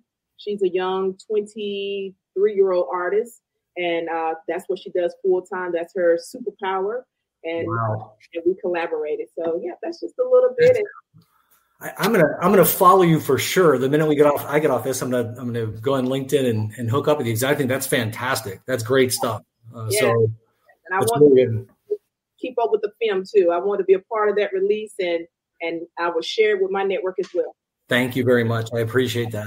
Awesome. No doubt about that. So I'm going to let San go and get ready to cook that turkey and everything. If she wants to ship some over here on Friday, I will not argue with that whatsoever. I'll be at Mom's house in Rocky Mount on Thursday. But Friday, if she wants to ship some over here, no argument. All right. Happy holidays. San, thank you. Happy holidays. Bye-bye. Bye. So definitely a great conversation, and I know San's getting ready to slide on over there. But David, like I said, I was totally amazed by some of the things that you were talking about in your book. I did tell Richard that I would like him to pop in, so I don't know if he'll get a chance to or not, but if he does, that would be a great part of the conversation. But I would love to know more about who David Serafine is, the author, and who he was before he even discovered this passion of his. And like you said, part of that passion was because of some things that were going on in your own family. So I would love to hear about more as to how you got involved in the creative world and a little bit more about your own background before actually discovering this passion of yours, because I do consider this a passion project. And there are a number of times that we find our passion projects, whatever that may be. I know I had the pleasure of talking to Russ Hedge, who is another member of the whole LinkedIn family, and he's written a book called Befuddled, which is kind of like his whole attitude of everything. But definitely know that we all have our various passion projects. I would consider these various streaming podcasts as well as the audio one that I do, some of my passion projects. But I would love to hear a little bit about how David got involved in the work that he's doing. And I've actually got one other little thing that we do on this show that I had not been doing during the time that San and Richard was on, but I'm getting ready to explain it to David. But we have this ongoing game that goes on because it is an online dinner party. So it's kind of like a trivia thing. If folks feel like playing that are in the whole show and everything, they can, but it's really geared more toward the audience that might be watching. The one rule is that they cannot be going in replay, because if you go in replay, then you can easily find the answer. So they have to actually win during the time of the show and all of that. So I'm going to bring in some of the clues, and this particular person will be somebody out of the world of news and maybe a newsmaker. So the person is, he interviewed world leaders and political figures, including Nelson Mandela in 1990, Yasser Arafat in 1992, Corazon Aquino in 1986, and the U.S. presidential candidate, Gary Hart. So that's one of the clues about our mystery guest, and I will reveal his picture at the end of the show and everything. So that was one of them. He's also been on a show that was very popular, and a lot of folks may be able to figure out who this person is after I reveal the show, but I'll give the back end of the clue, which is that he was not the original anchor of a particular nightly news show. It was actually Frank Reynolds. So he was not the original anchor of a particular show and everything. It was actually Frank Reynolds. And I also think I have a couple of quotes of his as well. So I'm going to try to pull up the quotes. His quotes are just fascinating. I'm sure that even in your work, you found that quotes can oftentimes be really the measure of a person, a measure of their thought patterns and things along that line. So I'm going to bring in a couple of his quotes and everything. So one of them that he said is that pessimists calculate the odds, optimists believe that they can overcome them. So definitely that is a great quote and all of that. And I know that a lot of folks might be able to agree with all of that. And he also had this quote, which is, apply a rigid standard of morality to your life, and if periodically you fall, as you surely will, adjust your lives and the standard. So that's one of his quotes and everything. And he also said this, which is a very great one, which is aspire to decency, practice civility toward one another, admire and emulate ethical behavior wherever you find it. So definitely, I think those are some great thought patterns that this particular person in the field of news put out there. Oh, and this one is a great one. He said, our society finds the truth too strong a medicine to digest undiluted. In its purest form, truth is not a polite tap on the shoulder. It is a howling reproach. And that was an address that he actually gave not that far where I'm at, because I'm here in Durham, North Carolina. So he gave that as an address that he gave on Duke University's campus. So that's just some of the clues. And hopefully somebody on our comment section will figure out that they know who that person is before the end of the show. But that's just one of the people. I've also got a Hollywood type that I'll bring up some of their clues about them as well. And one that I know nobody's going to get because it's from Ecuador and it's from the world of pop art and popular kind of like niche art, I guess is a better way of putting it. But I'm hoping that they'll get at least one of the two main people, because I think that they're fairly well known and everything. But definitely, I would love to hear your story now that folks are hopefully watching and maybe scratching their head trying to figure out who that person is. Well, I can assure you that none of my quotes are going to be on the nightly news or anything like that. But no, I think my whole story is that, I went to college and studied criminology and biology. And I got a very fortuitous bounce working for some great people in North Carolina, actually, not far from RTP is where I started my security career down there. I moved up to Washington, D.C., and then eventually landed in Austin, Texas. So my whole career has been spent in the security industry. I've been both on the buyer side or the client side. So building a program I was part of a program of a Fortune 50 company at one point on that side. And then on the services side right now, I run a global account for a fantastic customer. And I've been doing that for the last 5 years at this point. I was a consultant in security for 4 years as well. But I'd always found myself wanting to write. I've always wanted to create, put stories together, creative writing, just put something out, to write poems, things like that. And then I think that at one point back in 2005, my professional certification was set to expire if I didn't get a number of credits back towards the organization. And so I knew that I would not get there. And I pitched a white paper to them and said, if I write something, will you give some credit back to my overall program advancement? They did. So I ended up writing a book for the industry called Value-Based Security Procurement, which it's valuable for the industry. I would not suggest that as far as a creative writing thing to look at, but it's not a creative piece, but it was good for what it served. And I did that and continued writing other little short stories from there. And then, as I mentioned before, I was set to write a fictional novel for something entirely different, but family members came down with dementia. And that kind of sparked the passion in me to say, I want to do something different. I want to change the way that this thing played out for us. I want to sit there, and if I can drive an awareness on the back end of this thing. And I just felt like that became a really strong passion to make a change with that. So fortunately for me, my career, my employer is absolutely tremendous. I still love doing exactly what it is I do, but I also have a peripheral or collateral passion as well to drive and writing. So, right. Sounds amazing. Sounds like you've done some great things. Now, for those that have heard that term, and I'm just going to be perfectly honest about it, I have an idea of what securities is, but I'm not going to say that I know 100% what it is. So that's a great thing about being a journalist is I get to ask the questions, so I get to find out what exactly is securities. I've heard that term used several times, but in terms of like the corporate America and everything, but I've never quite got a clear understanding of exactly what that is. And then I definitely will get back to the more passionate thing of Alzheimer's and dementia, but I would love to know more about what securities is because I've heard it used in the banking world, I've heard it used in corporate America, and I'm never quite sure what they're talking about. So it's actually security, not securities, right? So if you're looking at an organization, you can Google any Fortune 50 company. You have to imagine that everywhere they have retail space, everywhere they have corporate headquarters, everywhere they've got a distribution chain, there's a vast network of security design. So everything from cameras, access control systems, proprietary security designs, intellectual property protection, executive protection, the whole thing that goes into protecting the very brand that we all see in the Fortune 50 news and things like that. That's the security aspect that I do. That's the part that I'm involved in. And again, the company that I work for does the end-to-end the designs. They do the contract security. They do the integration work. They do every piece of that for companies around the globe. So very holistic approach, very comprehensive, and a lot of different avenues one could go into. So if you're a technology-based guy, you may only want to do things such as systems integration work or systems design. If you're more of an executive protection type guy, you want to protect a high-value asset or person, high net worth individual, you may want to go into that particular field. And that's the stuff that movies are made of, like The Bodyguard is a good example. Right? But there are a number of different avenues you can go into. I just happen to work for a fantastic company that does this globally for a lot of big companies. So you would be the one that if like Elon Musk was to walk into town in North Carolina or something like that, you would be the one that would kind of like make sure that he was not like avalanched by the common man and everything of that nature. I would find a guy that's much more skilled at doing that than I am and say that, yes, I know that is necessary and connect that person with that particular function. I don't do that. There are people that are really skilled at doing that.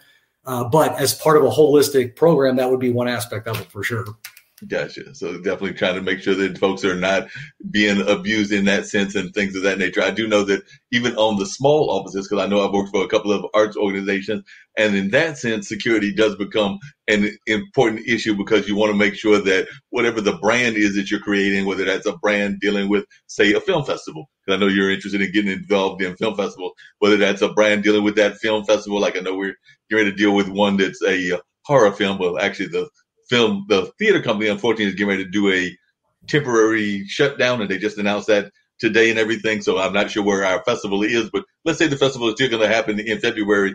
We might want to keep that brand protected in the way that it's known and everything. So it seems to me that that's part of what security work is. So it is, you're spot on. You're 100% right that it is that. The part that is even shifting more now, it's a little more nuanced. So you take that part that you just said, which is perfect. You're now also the first point of engagement for a brand in many locations. So the first thing they may encounter is a security officer or some version of what it is you're doing to protect the overall asset itself. The nuance now is that you're an advocate for that brand. So if you're a contracted group to provide security for a Fortune 50 company, you may be the very first person that experience that somebody has with Microsoft, Oracle, Google, whoever it might be. You may be the very first point of engagement with the public, with a news station, with whatever it might be. So now it's not just, to put that in quotes, it's not just about protecting the assets within inside. It's protecting the assets inside, but also advocating for the brand that you were there to protect and represent. So it's more the soft skills are being developed much more now. The emotional quotient aspect is much more involved now. In my humble opinion, when I first started in the career, it was more of a loss prevention aspect where no, you can't come in. But there's a more finesse-oriented way for you to make sure that person doesn't enter and still represent the brand well, where they walk away and say, hey, that was a great engagement, yet they didn't let me in. And so that's the subtlety of the program now. But yeah, it's definitely, it's cool. It's good stuff. Yeah.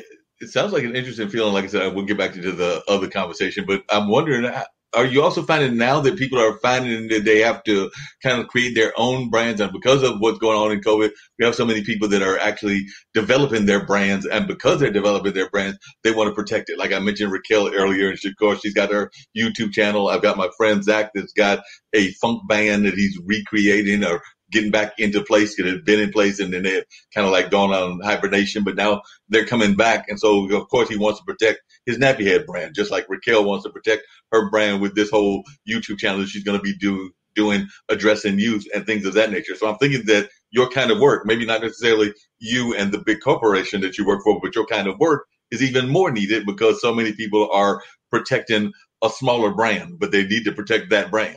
Yeah, and so that's a great point, right? So both parts of the table. I met this woman on LinkedIn, executive coach who is tremendous. Her name is Sarah Hodges. I would recommend people go on LinkedIn and look her up as well. I had a podcast with her, and it is exactly what you just said. It is about understanding what your brand is, how to finesse your brand, how to protect your brand as an individual, which is something that I'm learning. I have to understand how to do that. And somebody like her is very, very developed and be able to do that. Great tool sets to do it. That's her skill set.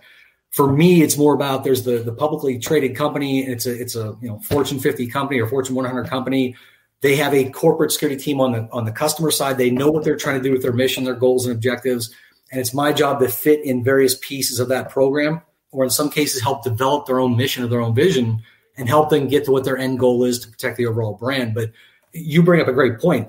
It could start at the individual level. So how I represent myself when I'm speaking with you, and whoever might be listening may walk away and say, he just didn't have it. He just wasn't very good.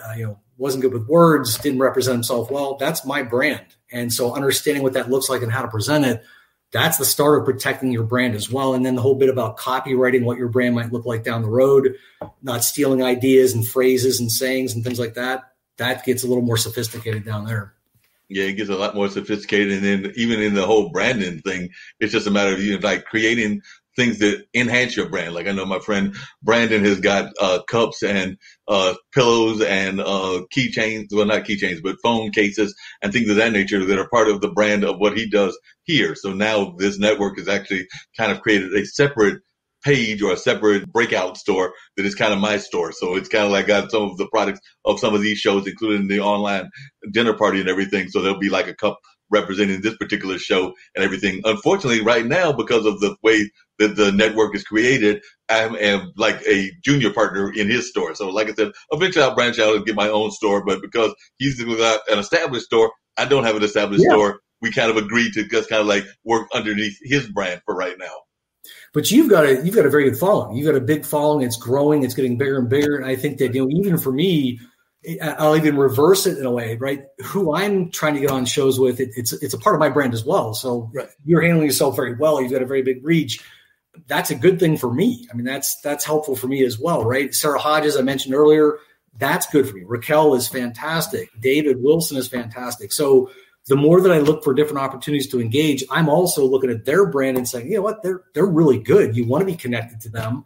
And there's that collateral benefit of Marc's a great guy. Marc's got a great following. He helps my brand. And hopefully vice versa down the road, you could say the same thing about your guests as well. So it is all about your brand. I mean, David, it's about your brand. It's all about the brand. And even when it comes down to the story and everything. And by the way, I'm going to have to reach out to my friends, speaking of folks that I have had that are part of the brand and part of the Durham community. There is a very popular film festival here called Full Frame, which is all about documentaries. So I'll definitely have to reach out to them so they can learn more about what you're doing in this particular film that you're dealing with Alzheimer's and dementia. I know they did have a couple of films that were documentary types that I think dealt with that topic, but nothing that quite sounded the way that you're approaching it. So I do know they had a few documentaries over the last several years. But what are some of the things, other than what you mentioned earlier, that you have learned about dementia and Alzheimer's that shocked you and that you were not expecting when you got into doing your research and when your family members went through this very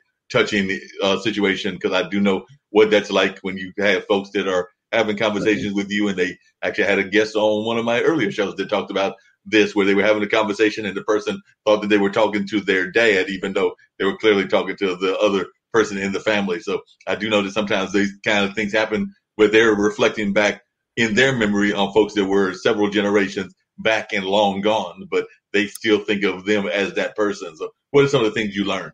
Man, there are so many things I've learned. So I think that the first piece to me is the insidious nature of the disease to the individual and the insidious nature of the disease to society. And what I mean by that is, I can't tell you the number of times where somebody will say, well, so-and-so forgot their keys. Is it or is it not dementia? All right, well, okay, so-and-so did this. Is it or is it not?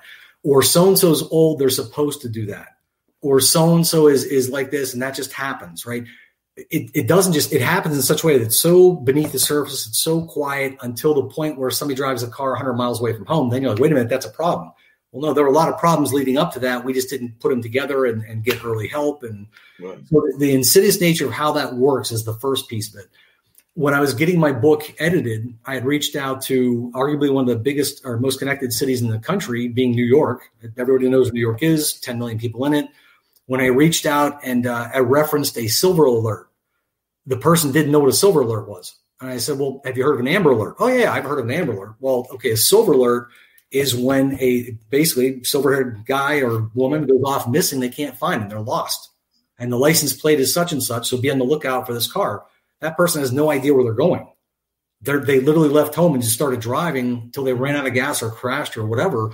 That's an example of dementia-based symptoms, right? So when I said this to them, they didn't know it. I'm thinking to myself, this is the most connected city in the world. And now they will say, well, but not a lot of people drive. Yeah, but there are 10 million people in the city. So I think the point that I got was just how beneath the surface it is. The other part that I also learned is the disease itself, and this is the irony of the whole disease, the disease is beneath dementia. Alzheimer's, vascular dementia, Parkinson's, there are a number of different diseases beneath dementia. It doesn't care about lanes. It doesn't care if you're Latino, Caucasian, Asian, African. It doesn't make a bit of difference. It goes and hits everybody. It's going to hit everybody. It doesn't care. It's the quietest pandemic in my lifetime. So you look up the word pandemic, crosses geographies, massive numbers associated with it. Doesn't matter ethnicity, demographic, doesn't matter any of that kind of stuff. It hits everybody globally. It's a pandemic, but it's not the pandemic you're going to hear front and center every day in the news. Yet that pandemic's been here since I had a grandfather, and it's going to be here to 2050 when it goes up to 150 million people impacted by it. It is a pandemic. So when you throw all these different things together, I start going, wait a minute, it's so quiet. People don't know if it's normal aging or not. Dementia has a number of different diseases that come off from it. You can prevent Alzheimer's in the vast majority of cases, where if you said that to the general public, hey, can you prevent? No, we're waiting for a cure. No. A cure is important, don't get me wrong. Taking control of what you can do with your kids now, if they have the markers for it, will prevent them, to a major degree, will prevent a lot of those folks from coming down with Alzheimer's. So no matter where you look, I could sit there and say, I never knew that. And it took me 3 years to get the book written and then adapt it for a film. I'm just learning stuff every week that I go through it. Wow. And you actually used an interesting term calling it a pandemic, and I would agree with you. And I think that there are several pandemics that are going on in society. I would actually argue that even some of the things we're doing in terms of race relations and things of that nature are fitting in that pandemic realm as well. So I think that there are at least several pandemics that are out there. But one of the things that I've always been concerned about, and part of that is because I had a friend that passed away at a fairly young age, and I think it was because of cancer and everything. But she did go into the whole medical process. She went into the hospice. She lived in the hospice for a while, and I think she maybe even passed away when she was in the hospice. But I sometimes feel that our medical careers and our medical professions are not prepared for a lot of things. We know they've not been prepared for COVID in a lot of ways. And I'm afraid that they're not prepared for aging and what goes on with aging and things of that nature. So I was wondering, would you agree with me on that we're probably not really prepared? Because I know that there are a number of, even here in Durham where I'm at, there are a number of, maybe not that many, but there are a few nursing homes and places that are elderly kind of centers. There are also apartments that are geared toward the elderly and things of that nature. But I don't know that they are necessarily truly prepared to deal with the folks as they age. And I was wondering your thoughts on that. I think, well, in my humble perspective, as it relates to this disease and as it relates to watching what has unfolded for me, you're spot on. We are woefully underprepared for the numbers, for the care, for early screening, the mechanics to getting to the vast majority of populations who you're never going to get to unless there's a film or an outreach associated with it. So to your point, yeah, absolutely. I'd agree with that. So the whole crux behind the outreach for me is, you're right. If it's 150 million people by 2050 and $2 trillion of impact by 2050, $2 trillion, you're talking about more than GDPs of countries in some countries at that point, right? So when you talk about it in that context, you're saying that's a big problem. We don't have the facilities or the practitioners or the groups ready for that kind of increase in numbers. All the people now that are aging, that's going to push those numbers to triple. It's 50 million right now. It's 150 million by 2050. So to your point, no, we're not prepared to take on that amount of people. That the difference, like I said, telehealth, early screening, dementia care practitioners, researchers, wellness practitioners, like the doctor that was on yesterday, who was fantastic. You heard it directly from him. We need to change the way that we're doing things. You can't just wait for a cure. That's one thing we want to have, but you have to be able to take accountability and control now with your kids and yourself to try to stem the onflow of, or the onset of Alzheimer's. Yeah, and I think it's, like I said, definitely Alzheimer's, definitely dementia. But one of the things that I admire, like I said, Ankit, who was definitely watching earlier, and he might still be watching, even though it's very early in the morning there in India and everything. But he is one of the junior partners within IBM TV and everything. But he is from India, and whether it's my Indian friends, whether it's some of my friends from some of the African countries, and I would argue some of the other parts of the globe, they still have this very much connected community. And I knew we had that in America way back when, but we've gotten away from that. And I think that has also hurt in the way that we treat our elderly, even if they are going through things, whether that's dementia, whether that's Alzheimer's or whatever. Because I do remember definitely being connected and having a great deal of admiration for all three of my four grandparents. And I would say all four, but one of them passed away when I was like 1. So I didn't really get a chance to know him that well. But the three that I got to know, I definitely had a real good bond and a real good tie with them and everything. Might not have lived in the same neighborhood, but I enjoyed visiting them when I did go see them. And I feel that we're not doing enough of that. But one of the things I admire about some of and some people say that it's not a great quality that they have, but I admire about some of our Asian American citizens, as well as some of our Latin American citizens, is that, yeah, they might have 3 or 4 generations living in the same household, but that's a chance for you to enjoy the experience of learning from your elders. And I don't see that we have enough of that going on. I was wondering your thoughts on that. I think that is spot on. And the funny thing that you said this, I was actually talking about this earlier today in another episode, but one of the things that I was saying was that when COVID came out, you had a number of virus experts that came on to start speaking. And there was one that I happened to listen to who was a Westerner, but had been living in the East for 20 years. So he is born and raised in the West, but then practicing over in Asia for the last 20 years. And the way that he came off and saying this, well, I'm paraphrasing, but he came off and basically said, this is not a political statement. This is just the reality of it. And the reality of it was, it will be far easier to control the spread of the disease in Asia than it will be in the Western Hemisphere. He then went on to say that it's very early on, it is a civic duty, to your point about taking care of the elderly. The elderly are revered in the Eastern cultures. They're a wealth of knowledge. They're cared for. They're respected. So when you look at the civic duty aspect about disease comes out, you wear your mask, You do it not for you. You do it for the other person that's there. That's not a political thing. That's just what it is, right? So I completely agree that if you take that and look at it over in the West, some of the things we look at now, and I'm equally guilty of this. I'm not absolving myself from any guilt here or responsibility of it, but it's just a different mindset, I think, in the West, and certainly with the way that perhaps I was raised of what that looks like. If you look at some of the Asian cultures, the Latino communities, they do bring the folks into the house. They do take care of their elder. They do have a respect with it that I very much appreciate. And I think that as this thing gets bigger and bigger down the road, it's going to be pushed on us whether we want it to or not. And what I mean by that is that my wife has a wonderful career, does what she's done. My mother-in-law died in this house. We had her here with us at the end. And so the point is that because of the sheer numbers and the lack of facilities, it's not necessarily going to be a choice down the road. We will have to, as a society, take on that burden because you're not going to have the resources to do it or the facilities to go to do it. So it's almost going to be pushed upon us in the near term as well, which is frightening. Yeah, it's very frightening. And one of the things we talked about earlier today on one of the other shows, which is actually, I believe it was on the Startup Wednesday show, was the fact that too often, because we had a gentleman, I think the gentleman was from India, the lady was from Florida, if I remember correctly, but they have this thing called ghost souls.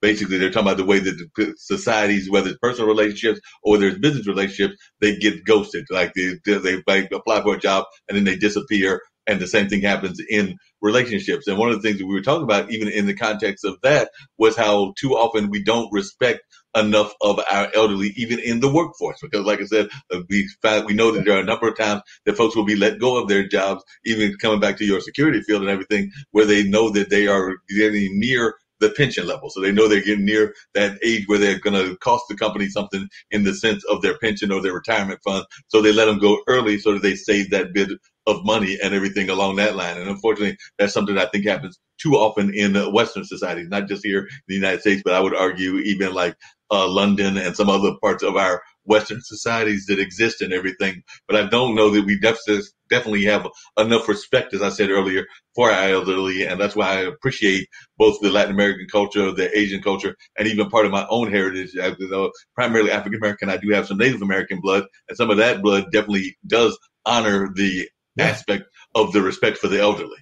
Yeah, I couldn't agree more. And again, I had the great fortune with my career with the company that I've worked for that I have been to Asia for, some parts of the last 2 decades. I've gone there to different countries and a world of respect for them. And I've been to South America a number of times, right? So whether it's Brazil, if it's Chile, if it's Colombia, wherever it might have been, Venezuela. So having a chance to see how they engage with their elderly and how they respect and care for them, I agree. I've got nothing else to say other than I agree because I sat there and look at it. I mean, but as it relates to this disease, I'm adamant when I say this because of the sheer numbers of people that are aging into that population group, because that they didn't have the awareness early enough on that they are going to, at some point, evolve into that disease to the 150 million. It's going to be thrust upon communities that otherwise didn't have that before. And then it's going to be a question of, okay, now, I've got it. You're buying stuff because you can't afford the other stuff at the memory care facility. So you take them in. What happens when that runs out? What happens when you have to quit a career and you have to take care? That's the kind of stuff that's going to take place over the next 20 years, 25 years. Yeah, and I know one of the things that Dr. Richard had talked about on the show with you yesterday and everything was also us dealing with, and I alluded to it earlier, like I said, I'm the fast food king, but us also dealing with the impact that it can have even in what we eat and things of that nature. Because I do know that within the African American community, we are a little bit too quick, and probably some of us will be doing this tomorrow with the turkey, but we are a little bit too quick to eat the fried foods, which are not always the best for us and everything of that nature. So when it comes to in terms of, I know it's not necessarily your field of expertise, but when it comes to kind of the food element, I'd love to hear you share a little bit about that as well, because I do know there are a number of things that impact our living that we are not the best proponents of not fine-tuning them. Like I do believe in moderation. So we don't definitely do the moderation that we should, whether that's with the fried foods or whether that's another one of my guilty pleasures, which is sweet tea, because I do love the sugar tea and the whole thing. But we don't always do these kind of things in ways that we should when we know that they're actually bad for us. But I was wondering, in your research, what you found out about the importance of good eating and good health in terms of the food. Good eating is everything. And the interesting thing is what you said is that and this is the mistake I made, right? So I never did like sweet tea. My wife loves sweet tea. All right. I'm the guy that says, well, sugar is bad. So go get the diet Dr. Pepper, the diet Coke, or the diet whatever. That's not necessarily any better. And right. So the thing that I learned too late on, I'm guessing, but I drank stuff for years saying, well, I'm not going to take on the sugar, but I would drink whatever I was drinking there. But the food part of it is absolutely spot on. And so he made a great point yesterday. And again, I'm not a nutritionist or doctor in any way, shape, or form, but he made a great point that I think it was upwards of, some cultures have upwards of 70% that it was a carbs-based diet, but it was the right type of carb. It wasn't the processed starches and things like that, yet they are very, very healthy. And so he said that it's when you hear things like, oh, carbs are very, very bad, people automatically run to eating, all red meat and whatever else they're eating. Well, yeah, then your cholesterol just went triple or double or whatever we're up to, right? So his point was, it's not necessarily all carbs are bad. That's not the case. It's selecting the right one. And that goes back to the awareness part of it. Somebody helped me understand, what does that look like? What are the right carbs and what percentages should I be taking in? So I think that when people go out and see the marketing, this has no sugar. Well, no sugar must be good. Not necessarily. It's all the other stuff that's in there that's glowing like antifreeze that we're drinking. And that can't be good. There's nothing good about that. So I think the more and more I get involved in the process about the outreach, the more I want to say, okay, I know that that's bad, but I don't have the right medical science behind it. So I'm going to get guys like Dr. Harris on there. I'm going to get nutritionists on there. I'm going to get as many people to say, these are the experts. These are the ones that want to reach the communities and say, don't do this, avoid this, try doing this. The one thing I've been religious about over most of my life is the exercise part. I have done a fair amount of exercise. I still do it today. I'm 50, this year. So from my standpoint, the exercise part has always been, okay, if I eat really bad, but then I get up the next morning, run, maybe I'm canceling out all the bad that I did. I need to be better balanced at, you do a fair amount of exercise, Dave, but you also don't necessarily eat the right things the same way. So again, I keep learning at every step of this process as we continue going down the path. Yeah, that makes a lot of sense. I was actually, as you were talking that, I was thinking of the importance of exercise and things of that nature, because I don't know that I do enough exercise in terms of getting out and walking and doing even like the jogging, or I'm part of a Daybreakers, which is a dance group. So I will sometimes try to do the yoga or the mindfulness practice, or sometimes they'll have like some dance things that they are having going on. But if you could speak also in your mind the importance of exercise and everything, because I do think that that's a vital part of what goes on, even in the ways that we approach aging and everything. Completely. And I think that, one of the things they talked about, you talk about blood pressure, you talk about the endorphins, the natural endorphins that you get from running. But the other part that kind of ties together, that's the meditative aspect as well. When I'm exercising, if it's a long run, it's very therapeutic. I'm not talking, I'm not, animated. I'm not looking at 50,000 different things, not screens. Right. I'm looking at the nature in front of me and running that trail, and I'm just decompressing and getting good air and good blood flow through me. And it's almost, and I'm sure I'll probably take some grief for saying this, but it's almost a meditative state for me. I need to learn the meditative aspect of how to become better at that, because you'll hear researchers, doctors, Dr. Harris said it yesterday, they will say that exercise is great, but the meditation aspect as well has a huge value on things such as, overall wellness, but things such as dementia. But there's a way that I have to learn how to do it more effectively. I don't do it well enough. So I don't do it often enough either from that standpoint. But things such as vascular dementia, you're exercising a ton, you're getting the blood flow moving through your brain, and you're getting oxygen in. That's awesome. My heart is not working hard after the fact. It's resting. All of that is healthy for a lifestyle.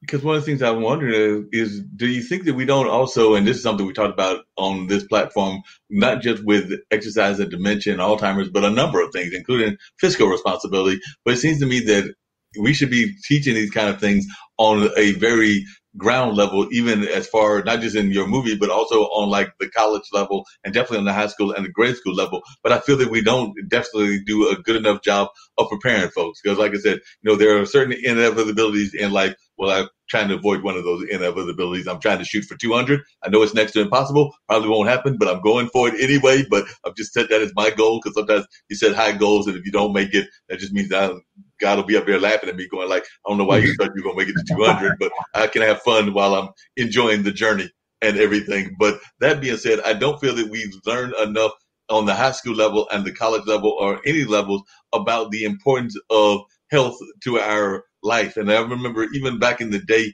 when I was in school, and that would have been in the 70s, I do remember it's like some health courses. I don't even know if they offered health courses now and everything. But do you think that we're doing a good enough job of teaching our kids about health? And do you think that that's something we need to push out there? I do know that there were some presidents in the past that was kind of their platform. I think that I can't remember if it was Clinton, definitely Carter, and a couple of others. They had that as the exercise as part of their kind of bully pulpit. They use the president to talk about exercise, but I haven't heard any of the current ones doing that as much. So do you think that that's something we need more of from a leadership standpoint? I think everything starts at the individual level. Now, if it's a child, that means the parents. It starts at that level, take ownership of. I'll give you a great example. COVID especially. All right, so my wife is an occupational therapist. So now you've got kids that are properly distanced. They're waiting for the cars to pick them up, the whole bit. Right. She's created in this massive lot where otherwise you are standing waiting 30 minutes for your parent to get there. There's an actual occupational therapy course where they're moving. They're doing different things throughout the entire thing while they're waiting to facilitate that movement every single day.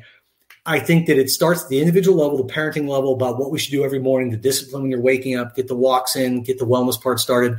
Yes, it does also require the leadership as well.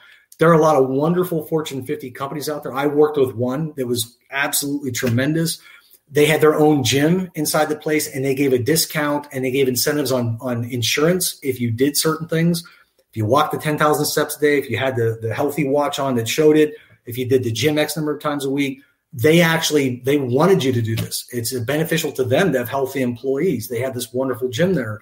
So it starts at the course, the leadership level of the country. It starts at the individual level for the parenting. It starts at the employer level. For me, it's across the board. It shouldn't be one person's responsibility. It should be a holistic engagement of wellness is good because it's great for everything. Your productivity, your mental wellness, the output of your job, being a better parent, not having dementia later on in life. I mean, there's a lot of things that we'd say it has to happen for sure.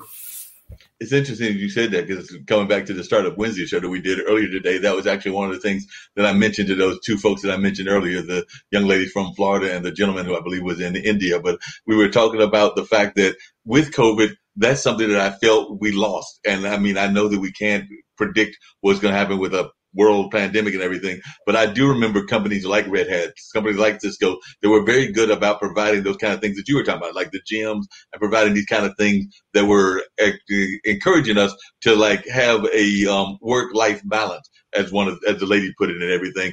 But because we're in the COVID world now, everybody's kind of glued to their computer and glued to their work, and there's not enough people doing what your wife did. Like, I would like to see more people, including the corporations, like I think I remember one friend of mine on one of these shows talking about their company actually gave them some downtime where they basically said, whatever you do, you're still, getting paid, but don't get on the computer during this set time of frame and everything. And I wish that we would see more companies doing that because, yes, they definitely want the productivity to go with people working during the COVID era if they're employed, because a number of people are unemployed. But if they're employed, of course, the corporations want them working. But I feel that too often when they were in the same confines, meaning they were in the same building or they were going to the same building, if they were doing that work commute thing, that they at least were given space, whether that was a gym, whether that was a daycare, whether that whatever form they might have done. But because everybody is attached to their workspace, their computer and everything, I don't think that the corporations are doing enough of that right now.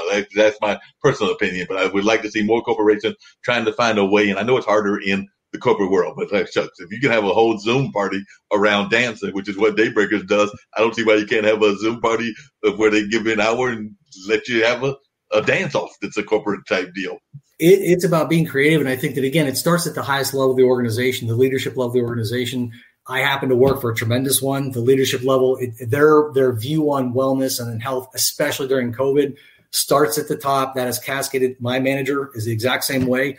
And they do encourage, hey, listen, close the thing for a minute. It is not harmful to walk outside around your block. You're by yourself. You have plenty of distance. The fresh air is there.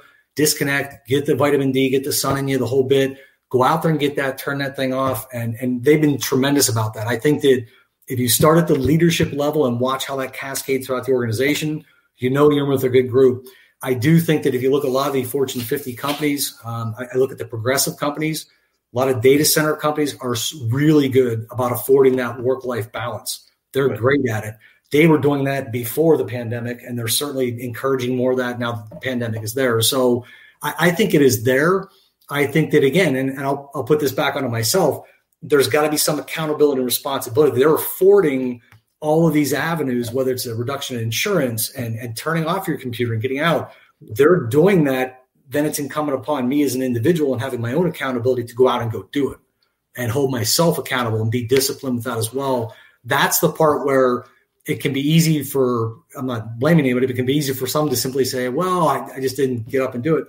Your company afforded it. They've promoted it. They've advocated for it. They want you to be healthy and well to get through this together and then the rest of your life. You got to start at the individual level. They've got to do it. Take accountability. Yeah, I agree with you. They definitely have to do it and things along that line. Now, I know that one of the things that comes up in conversations, even with age and everything, is what folks' goals are as they age and as they get older and everything. So I was just wondering, now you have a wife that you described who's an occupational therapist. I think you have kids as well. What kind of messages have you given them? I'm not in the kid category, but I do have nephews, so I'll probably have to have that conversation with them unless I hook up with a young lady that's got kids, and then that's a whole other conversation. But that being said, what kind of conversation have you been having with them about how you would like to be treated as you move from past the 50s? And by the way, I'm late 50s into like the 70s and the 80s and later into retirement. Because actually I'm thinking, I don't know that my dad's ever going to retire, and he just turned 80, but he's enjoying his artwork and enjoying the passion that he has with the different things that he's involved in. And I know some other folks that are in their 80s and 90s and are still very much enjoying their work. So if you're able to do it, then I don't think you need to go into a nursing home or anything of that nature. But I was just wondering, what kind of conversation were you having with your own family in regards to that? And how do you encourage people to have that conversation, even to having conversations about knowing some warning signals about Alzheimer's and dementia and what they might do if they see those warning signals? Yeah. And so I think that, again, any parent that's out there is going to say there's nothing, he is not going to say anything revolutionary here or anything great. I'm going to say the basic things that people have heard 10 million times. The problem is trying to execute on what you're saying. So I will say that my wife is really good about modeling what it is you want them to see, because they will look, they'll observe, they'll watch. I had no clue what triangulation was until I had kids. And so invariably one child comes up and says, hey, I want to do this. Well, you can't do that. And here's why. They go right to the other parent, ask it. They work both ways. They both come back and I'm like, how did you just get that? I said not to do that. So I think the modeling piece is hugely important. What is it you want them to look at and observe, expect them to do what it is you're doing? I've got to be better at doing that. As a parent, got to be better at modeling all the time. I think being consistent in the approach as it relates to wellness starts from day one. Wellness starts when you get out of the bed. So one of the things that we both are very good encouraging my kids, get out and let's move. Let's get out and walk. They find walking boring. So they love playing football. All right, pick up the football. I'll play catch while we're walking this entire route. So you can run, do patterns. I'll throw it to you, but we're going to walk that 3 miles. So you get them to do what you wanted them to do. They like to play football. So let's combine both things and do that.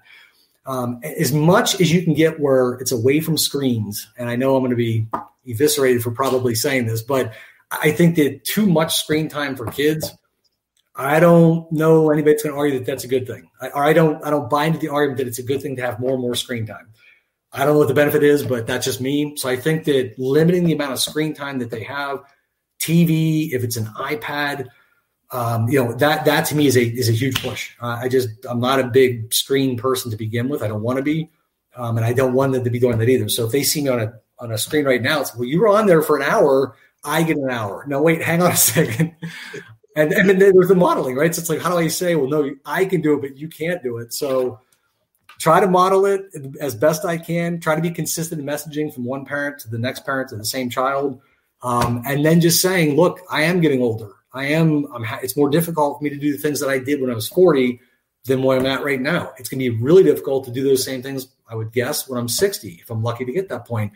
But that's the one key thing. The one thing I'll say is that the females are far better than what I've seen about advocating and taking care of the aging parent than what I've looked at. And that's not I hope that's not taken wrong by anybody, and I'm included in that same group, but I can tell you that just observing how they've cared for the aging parent, who's thrust into that role as caregiver when you've got 5 kids and one happens to be the female and there are 4 boys. The female is the one that is stepping up to the plate and actually doing that. I think that I've got to be better at modeling that. No, it's a team effort. I've got to be equally good at that. And so when it comes time for you to take care of me, I've got 2 boys. I don't have any girls. One of y'all is going to have to step up to the plate. Both of y'all are going to step up to the plate. And that's what I hope comes across to those guys as I get older. No, I agree. And definitely, they do not necessarily know how old you are when you're getting older and everything. Because I remember last Christmas around this time. So it was actually around December and everything. So it was after Christmas. I went to spend some time at the beach of North Carolina with my dad and his other half. And of course, I was there with my brother and my 2 nephews. And then dad's other half, their kids have kids as well. So there was like some kids that were in that, we'll say 9 to 15-year-old or 9 to 16-year-old category. And I just remember as soon as they because I do not do the whole driving thing. But as soon as they dropped me off at the beach house, then Julius and Langston were grabbing me saying, "Hey, Uncle Mark, it's time for us to go play football." And I'm sitting there going like, I just got here. I'm not exactly a spring chicken, but I did manage to get involved in the game. I think the team that I was on with that particular nephew and everything, I think that we won. It was a close match, but I did get involved. So they do not care of the fact that you might be a little bit older and a little bit slower in step. They just wanted to get you involved in the game as soon as you stepped on that beach sand. So I know we were involved in that game for a good hour or so. It's funny you said that because my kids are always, is it tackle or is it touch today? I'm like, I'm not playing tackle, man. I can't get up off the ground. We're touch at this point and we'll go from there. But yeah, but they think that you're just a big kid and they expect you to be able to do that.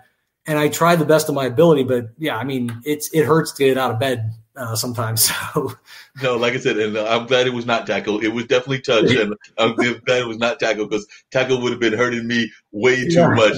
So when they said it was a touch game, I was like, all right, we can at least masquerade like we know what we're doing. And I never claimed to have been a big football player in high school or anything of that nature, but at least I was able to get engaged in the game. And they definitely, like you said, they just saw another kid popping up. Did not matter that you're almost 40 years older than them and everything, but because my brother had his kids late in life. So it doesn't matter that I'm almost 40 years older than them. They was like, hey, it's somebody else that we can play with and engage with and everything. So that's the way that they treat the whole agent system.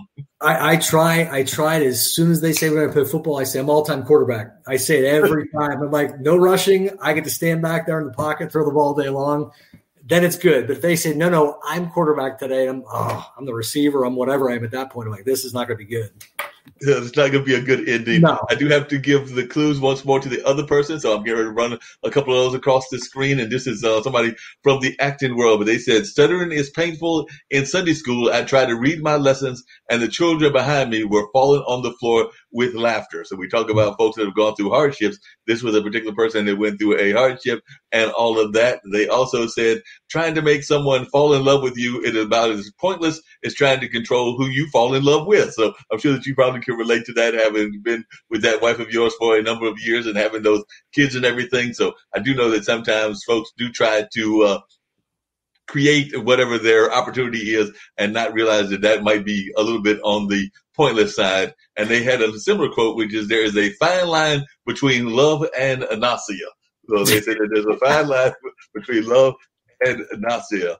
And then this is what they said about theater. It says, you weren't going to theater to change the world, but you had a chance to affect the world, the thinking and the feelings of the world. So that sounds like something along the lines of what your film is all about. So it definitely says that they might be agreeing that this nationally known filmmaker and actor and everything with kind of the things that you're saying. And this is what they said about the African-American population. They said, we used to be shiftless and lazy. Now we're fearsome and awesome. I think the black man should take pride in that. So that ought to let you know that they are an African-American actor and all of that. And apparently they're a baseball fan, because they said, but baseball has marked the time. This field, this game is part of our past. It reminds us of all that once was good and what could be again. So they definitely are a fan of baseball. And this is probably the best clue. I am probably best known as the voice of Darth Vader from Star Wars and Mufasa in The Lion King. So hopefully folks can realize that clue and realize who that person is and everything. But that is a little bit about our second person and all of that. So definitely, I think they had some great quotes about their life and all of that, and some amazing quotes that they shared with us in that regard. So definitely know that a lot of folks are probably sitting there going like, I wonder who that could possibly be and all of that. But I'm thinking that David's already got in his mind who that person was. And the first person, to give another clue about the first person, their parents was German Jews who had left Germany because of Nazism, and during World War II in England, his father was considered an enemy alien and spent 18 months on the Isle of Man. And after the war ended, the family lived in England until 1953. Then they immigrated to the United States. So I don't know, David's giving that look on his face like he might have an idea who that person is as well. So I'll ask him at the absolute end if nobody goes on the clues or before he departs, because I know sometimes folks have to depart before the show ends at 7. But if he has to depart, then I might ask him beforehand and everything if he's got any idea. And I've got a third guest, a mystery guest as well. And that one, I don't think anybody is going to be getting or anything of that nature. But while I'm thinking about it, if somebody was watching right now and they were involved or wanted to be involved in the film, what does David need right now from the film world? I know you definitely mentioned the film festival, so I know you would love to be shown at, say, Full Frame, which is here in Durham, or at Sundance. I'm also thinking that you probably need investors, because every filmmaker needs a good investor and things along that line. But what are some of the things that the film is missing right now that you would like to have happening? And also, who are some of the people that have inspired you in terms of your own filmmaking and in terms of your own creative work? Like I said, I know that definitely seems like you are very close to your wife, so I'm sure she's an inspiration, but I'd love to know your creative inspirations as well. So I think that for me, so let's talk about what's needed first. I think that I've got a fantastic female director. Her name is Sarah T. Schwab. And again, I would encourage people to go out there and look at what she has done in the past. You know, one of the things that when I brought this thing together was there were two pieces that I wanted to make sure were part of the outreach. The first was the gender equality piece. So if you can look at every Fortune 500 company, Fortune 100 companies, and everybody's very good about saying we have gender equality. We want to make sure we're pushing for that. I feel very strongly that we want to do that and be very explicit about that and show, hey, look, we want to promote Sarah T. Schwab that's out there. And during that process of the filmmaking, she's going to mentor aspiring female directors throughout that production. So they'll be on the set. They'll be part and parcel of that overall production. So gender equality is one of the big pieces for me. So we have a director, we have an executive producer, I'm a producer. So that the actual positions, the script is done. So all of that stuff is there. I think the key pieces for me, you mentioned investing. The really cool thing about this film is sponsored by the Film Collaborative. What does that mean? That means that it is a tax-deductible donation. So assuming that you're part of a Fortune 100 company and your corporate social responsibility outreach may be focused on environment, has nothing to do with dementia. So the whole company is focused on the environment. That's great. That's applauded. That's wonderful. It does not preclude the CEO or a senior member of the board from donating to dementia and writing that off as a tax burden. It's a donation. You get to write it off. This film also does have an investment deck as well. So people could then say, I'm interested in making money in the film. I want to be part of something very big in this outreach. I want to invest it. So there's an investment deck as well that they can do too. So I think funding is a primary part right now. We have a very good progress to date. Still looking for more, obviously, but I think the key thing for me is it is a Film Collaborative sponsored event. That is 99% different from all the other films that are out there. So that's the first thing to call out there. As far as inspiration, and this is where Sarah and I really work well together. I'm a super abstract writer. And the best way to describe that is, and especially when it comes to dementia, I can create imagery and take pages to describe what this imagery looks like to the person suffering from it. There are a lot of changes in different textures and things like that. That's not going to resonate on the stage. You're going to have far too many changes on the set to make that work on a stage environment. It is absolutely suited to a film because you can cut the different scenes, you can do different things to bring the imagery in where it works.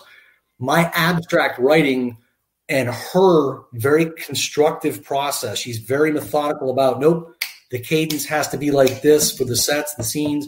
She's very good about taking the book and putting those markers in so it comes together in a very, very good way. So abstract writing for me, very, very methodical and analytical and process-oriented for her, which brings this thing together very seamlessly. I like writers I like the book 1984. I like H.G. Wells as a writer. So The Island of Dr. Moreau, good examples, things like that. That's what I aspire to write like. I like that creative aspect to it. Those are some great folks to be admiring. I was definitely a fan of George Orwell in 1984. I think he might have just got the year wrong in terms of like what was going to happen. It might have happened in 2020 or 2018 instead of 1984. But a lot of the things that were in that book are things that are happening now. So like I said, he might have just had the year wrong and it didn't quite happen in 84, even though there were some crazy things that were going on in 84 as well. Because I remember that was the years of my college years and everything. And I think we had just dealing with Reagan and everything. So he might have had part of it right. But in terms of the full 84 aspect, I think he was just off by 20 or 30, 40 years or something like that. But a lot of the ideas that are in that book are definitely featured. Now, one of the things, as you were talking about the kind of the ways that your film is being funded and the support you're getting that I was curious about is a lot of the diseases that are out there have like their face of the disease that is somebody that is a celebrity that has gone through it. I mean, I think of like, diabetes and the way that B.B. King represented diabetes. Yeah. I think of Jerry Lewis and the way he represents multiple MS and everything of that nature. So I think of folks like that and everything. But I don't know that there's necessarily a face of dementia, even though I know dementia has impacted Hollywood, impacted the music industry, impacted a number of other things. So one of the things I was curious about is, do you think that there's a reason for that, or to why there hasn't been a face of that image from a standpoint? Because I do know, because I've done enough reading of some of our famous folks and everything, that some of them had family members or had their own incidences where it was something that was impacting them, and they are part of our media community, meaning the Hollywood community or the music industry or a number of other things. Because I have read, I can't think of any off the top of my head, but I know I've read some that talked about that being an impact in their life, but they haven't had that face of the person. And I think that, so you look at Maria Shriver is a great example. So she has arguably done a whole ton of work with alts.org and Alzheimer's as a whole. Seth Rogen is front and center to the overall awareness portion of Alzheimer's as well. But again, his parents, I think it was his mom, if I'm not mistaken, but one of his parents for sure suffered from it. He got very active in that. He's got a thing called Hilarity for Charity, where he runs it every year and focuses on the awareness part of it. But it is. I mean, when somebody passes away, then Malcolm Young, AC/DC guitarist, died. They were very quiet as far as the band as a whole. They wouldn't say much about what they did and their personal lives and things like that. But I remember reading in between one of their last albums that they were preparing for the tour, and I'd heard something. He began forgetting songs he had played for 35 years. I was like, that, I mean, you played for 35 years. That's like second nature. That's like crazy. And so it became very quiet where you didn't know what they were doing. Then all of a sudden, very quickly, 3 years later, like, I haven't heard the guy's name. Then you found out he was dying of dementia. And then he passed away, right? And so it's almost like that. Michael J. Fox does a great job with Parkinson's. Right. Parkinson's is a dementia-related disease. And so he is the face of Parkinson's when you're looking at that right now. Does a great job of raising awareness and speaking to everybody. But you're right. I mean, Maria Shriver, Seth Rogen. Beyond that, I don't know who would really be considered the face of it. Estee Lauder, the Lauder family, they're very big into that because one of their family members, I think it was the mom that passed away from it, but they're very big into the philanthropic portion of that as well. But again, you wouldn't see their name as being, talking out in the open and public about it on LinkedIn or Facebook or things like that. But I don't really know who I would say is the face. And I'd say Seth Rogen, to me, would be the closest face to it right now. Yeah, I would agree with you on that. And you're right about the Parkinson's connection, because the other face of Parkinson's that was out there, other than the one that you just mentioned, and it was out there for a number of years, was Muhammad Ali, the greatest and everything. He was definitely involved with Parkinson's. And definitely, that's another thing that I was curious about if you could talk to in your research, because there are different levels of things, and sometimes we throw them all in the same bucket. And I know that there's a difference between Alzheimer's, a difference between dementia, a difference between dementia and Parkinson's. So there are a number of these things that are all kind of cognitive diseases or the cognitive things that are happening with aging and with our cognitive awareness, but we don't always put them in the same category. And I've also sometimes heard people tie dementia in to things that are also going on in our life that aren't necessarily always aging results. Like I know that sometimes they'll tie it into the whole autism spectrum because some of the symptoms are also similar to what folks go through that are having different things going on with autism. Like I have a form of autism called dysgraphia, which is like another form of dyslexia. It just means that part of the reason I don't drive, but like, you know, you tell me to turn left and turn right, it might take me a split second longer to figure out which way is left and which way is right than the average person. So it is interesting you said that because again, when I just thought dementia was it was it. That was but I was like, no, wait a minute. There's vascular dementia. There's Lewy body dementia. There's Parkinson. It goes on and on. I just didn't know that there were that many diseases when it came to dementia. And so I think the first recognition to me was, what does it mean if you've got Lewy body versus vascular versus whatever? And the interesting thing is about my mother-in-law, you know, this is a woman who very sharp, spoke very well, you know, a church going woman. So the part of the brain that affected her, she would say things that she would never have said before. She would misspeak on certain things she never would have misspoken on before. So it was because it was that part of the brain that was being impacted that was where the cognitive decline went. And she would say and do things that were not necessarily reflective of the way that she was. It could be entirely different for Lewy body dementia. It could be entirely different for some other disease. But what was interesting was towards the end of her life, some of the stuff that was prescribed, for instance, was for a tremor. Now, I would have assumed that a tremor would be for something like, say, Parkinson's, right? And the doctors, well, yeah, you're just treating symptoms now, depending on what part of the brain it actually gets to at this point. You're simply treating different symptoms. And yes, that is a drug that would treat tremors in different types of diseases. But yet, it just, when it goes and goes and grows and grows, it eventually takes over portions of the brain and starts impacting everything. Your ability to breathe, to swallow, to chew, to figure out how to eat a hamburger. Everything then begins to go away at that point. So, yeah, it was crazy. Yeah, it sounds like that would be totally different. And a lot of folks would probably be sitting there going like, not understanding the connections and the ways that there are so many different forms of dementia and Alzheimer's and different other things. And now, did you go through a lot of that same thing that I had talked about earlier where you were being mistaken for other folks? And how did you deal with that? Because I know sometimes that one of the things that my mom had told me when she was going through with her aunt, which was my great aunt, was that, you know, they just kind of like tried to, for lack of a better term, played along with it and everything, didn't really try to correct the person. Whereas I've known some other folks that have said that's not the best approach, that you should try to correct them and let them know that they are talking to the person that's actually in the current reality and not the reality that they perceive the reality to be. So in your own ways, when you were dealing with this, how did you cope with it? So now the interesting thing about us during COVID, all right, so you're going to have to rewind before March. So before March, there was the last interaction I had wasn't recognized. It was kind of a familiarity thing. You play along with the discussion that's going on. You'll answer the same questions, multiple times. But then when COVID hit, nobody else was allowed to see her. So you could only have my wife that went in there and actually saw her mom. So there was no other engagement with other family members. So I don't know what that looked like towards the end. When she was brought here during the last week, she wasn't even awake at that point. So from that standpoint, I didn't have that. How did it change over the course of the last 6 months or 4 months of COVID? I didn't have that. I couldn't tell you what it looked like. I saw what it looked like beforehand. And I think that the pieces that I saw were difficulty in swallowing, difficulty in maneuvering like a thing like a bird. Walking was way different than what it was before. Spine curved. I mean, it was just a very different looking. It wasn't the same woman in any way, shape, or form. Now, the interesting thing about her was her father. So my wife's grandfather also got diagnosed during the same time.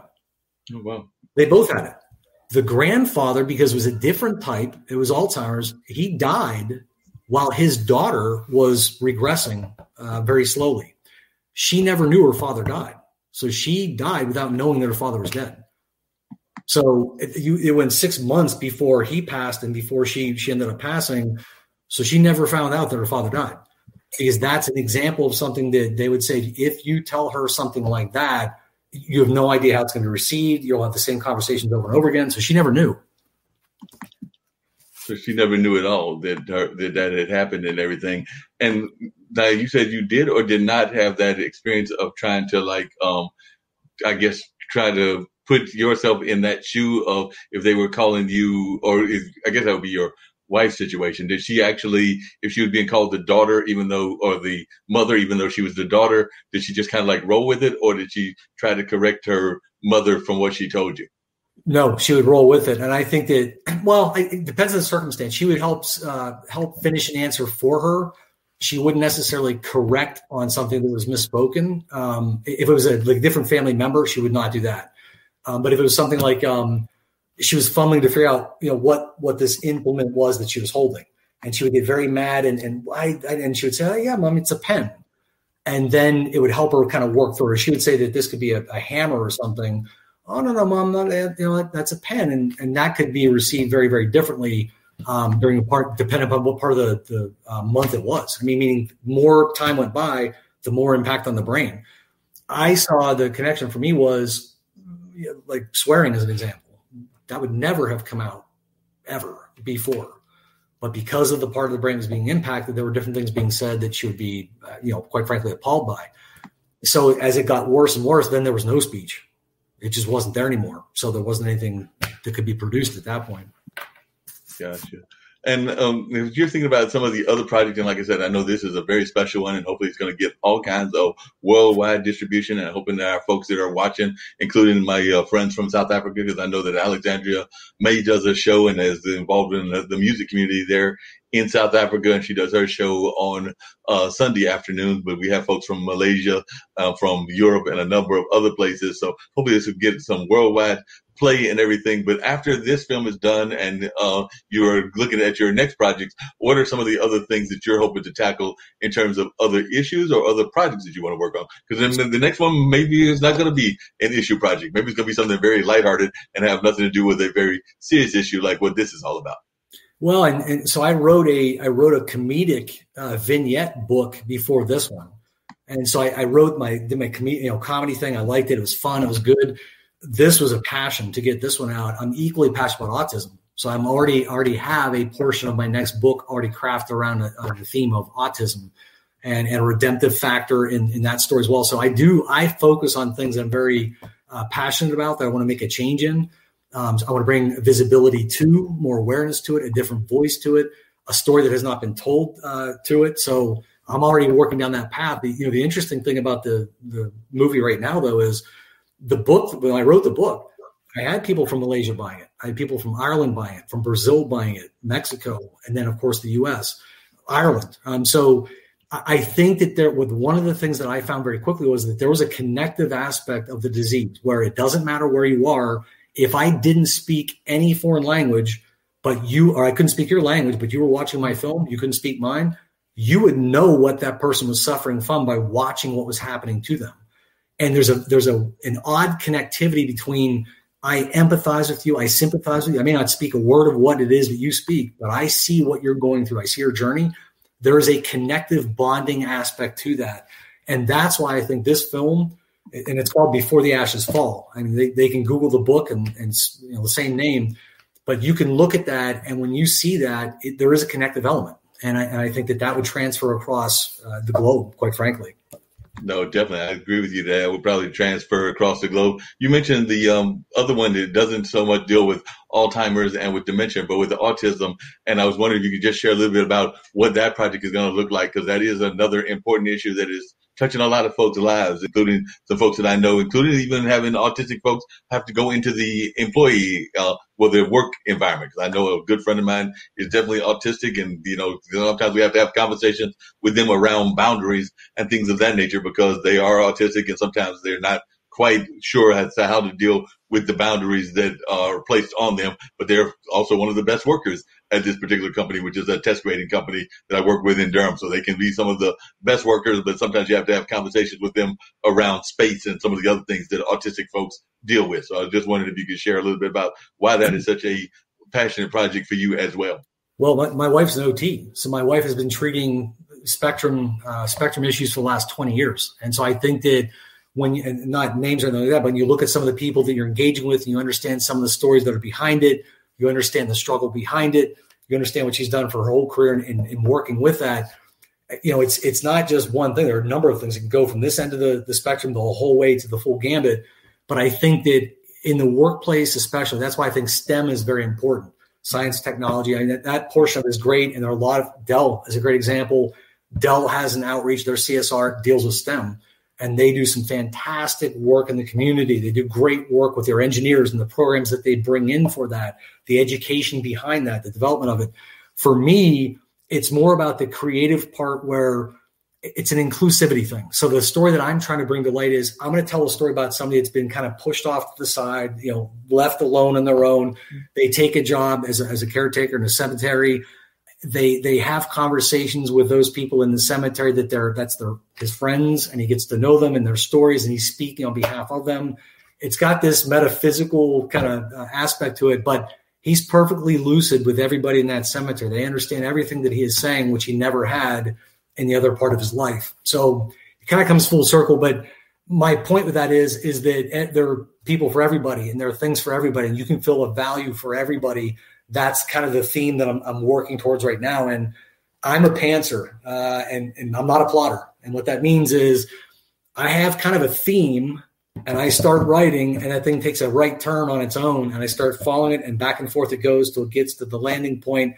Then I write the ending back at the beginning. And that's where Sarah she's like, how did you come up with that part? I didn't intend to. I just started writing, and the creative process led me to that. So that's a very long-winded way of saying I have a theme of how I'd like this story to go. And the theme is about inclusivity, and it's about the dialogue and perfect lucidity with different people that nobody else will ever talk to again.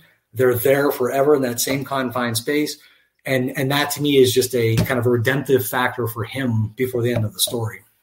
It sounds like you've got some great and amazing stories and everything. And I know we're going to wrap up very shortly and everything, but I do have to get out my clues and everything before we wrap up at the 7:00 hour. But I need to get in the clues for this, and nobody's jumping on it, so I'll let you answer if you can figure it out for this particular person and the one that I think nobody will know. But this is the one that I think folks should be able to know. In 1974, he played Lenny Small in a Broadway production of Mice and Man alongside his estranged father. And yes, his father was estranged from him and everything of that nature. And for his portrayal of the boxer Jack Jefferson in The Great White Hope, he became just the second African-American to be nominated for the Best Actor Award at the Academy Award. So he did win an Academy Award for that great role and everything along that line. And in 1991, he won the Emmy for lead actor in a drama series for his role in Gabrielle's Fire. And he won a second Emmy that year for Best Supporting Actor in a miniseries for By Dawn's Early Light. So that is for that particular person and everything. And last but not least, the Screen Actor Guild awarded him a Lifetime Achievement Award in 2008. In 2011, he was awarded a Lifetime Achievement Oscar by the Academy. And last but not least, speaking of folks with diseases, he also has type 2 diabetes, which was diagnosed back in the 1990s. So before we get back into more conversation, and of course I've got two more clues that I need to reveal, and before I reveal the particular picture of this particular person, David, do you have any idea who that particular gentleman might be and everything of that nature? I can see him with his glasses on, and I can see him, Earl Jones. That is it. Yeah. None other than James Earl Jones. James Earl Jones is that particular person with the glasses and all of that. So James Earl Jones is that great actor known for the voice of being Darth Vader and all of that. So he's definitely known as the voice of Darth Vader. So that is one of them. I think I'll get to the other one before I get to the more obscure one, because I think that the folks should be able to figure that one out as well. So let me get to my news person, because this is somebody known in the field of news and all. And of course, he's been definitely a great newsmaker in the world and all of that. So I'm going to give some clues that are probably just a little bit too obvious and all of that. But one of them is his quote, which I loved about journalism. Journalism has become a sort of competitive screeching. What is trivial but noisy and immediate takes prominence over important matters that develop over time. So he definitely said that about journalism and all of that. So he was definitely not feeling the whole Fox News, MSNBC kind of thing. And he had this quote to let you know a little bit about his own faith and everything. But it was a quote that he had about things related to politics and all of that. So see if I can get that quote up about his quote that dealt with Moses, because he did have a quote that dealt with Moses and everything along that line. So I'm going to see if I can't find that one. But while I'm looking for that, he also said this, which is adjust a rigid standard of morality in your life. And if periodically you fail, as you surely will, adjust your life, not the standard. So he was definitely telling folks to adjust their life and not necessarily the standards. And I agree with him on that and everything along that line. So he was definitely sharing that. And here's what he said about Moses. He said, when Moses is brought down from Mount Sinai, were not the 10 suggestions, they are commandments, are not were. So he was playing around with words, being a wordsmith and all of that. So definitely he was involved in the field of words and all of that. So definitely folks may be able to figure out who he is in that. And another clue, along with Charles Osgood, he covered the assassination of President John F. Kennedy in 1963. So he's definitely been in the field for a number of years. And this one is, I think, the giveaway, but we'll just give it anyway. When the Iran hostage crisis broke out in November of 1979, ABC News started a broadcast, the Iran Crisis, American Held Hostage, covering the number of days that the American hostages were held. So he was definitely involved in that particular event as well. So as I said earlier, he's definitely interviewed a number of great folks, and he's also even done work for NPR and a number of other outlets and things of that nature. And in 2007, he was presented an Emmy Lifetime Achievement Award. So definitely that's some of the things. And he just got way too many awards and all of that. They include 41, and I did say 41 Emmy Awards, 10 Overseas Press Club Awards, 8 Peabody Awards, the DuPont Columbia Award, the Gold Baton for Nightline's week-long series broadcast from South Africa, and those are just some of the awards that he has been part of. So you have any idea who that particular person might be, who in 1992 was inducted into the TV Academy Hall of Fame? So do you have any idea which news person that might be as well? So we do know that they're involved in the news field. David, you got any ideas who that might be? Brokaw.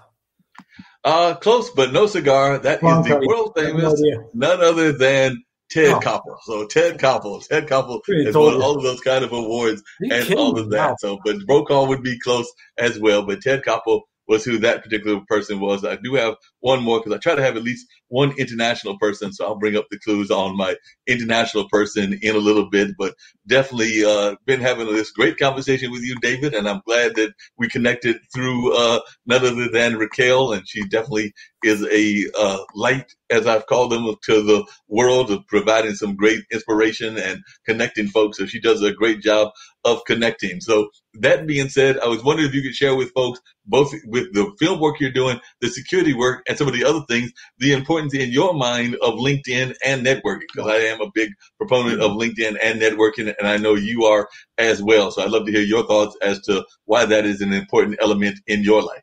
It is not even important. It's critical. It's mission dependent, quite frankly. And I mean that by, I'm not a writer by trade. I'm not a writer by education. And so to get the word out there about what the film looks like, to get connected to people like yourself that have a great brand, great network, far bigger than mine, you have to have that. If you don't have that, then it's going to take you forever. I mean, so for me, getting your brand out there, having a chance to use your voice, connecting with people like yourselves, like Raquel, who's been nothing short of amazing for me personally, they're going to help me get to where I need to get to. I could definitely, there's no way I could do that on my own. There's not even a question. I met my director on LinkedIn. I met you on LinkedIn. So there are a lot of people that I met on LinkedIn to put this thing together. Dr. Harris that you met yesterday, that would be what I'd love to have part of the outreach. He was on LinkedIn. So all the pieces that I'm putting together for something that will go global was based on this platform that we're talking through right now. So for me, I have no other way to do it. I don't know how else to do it.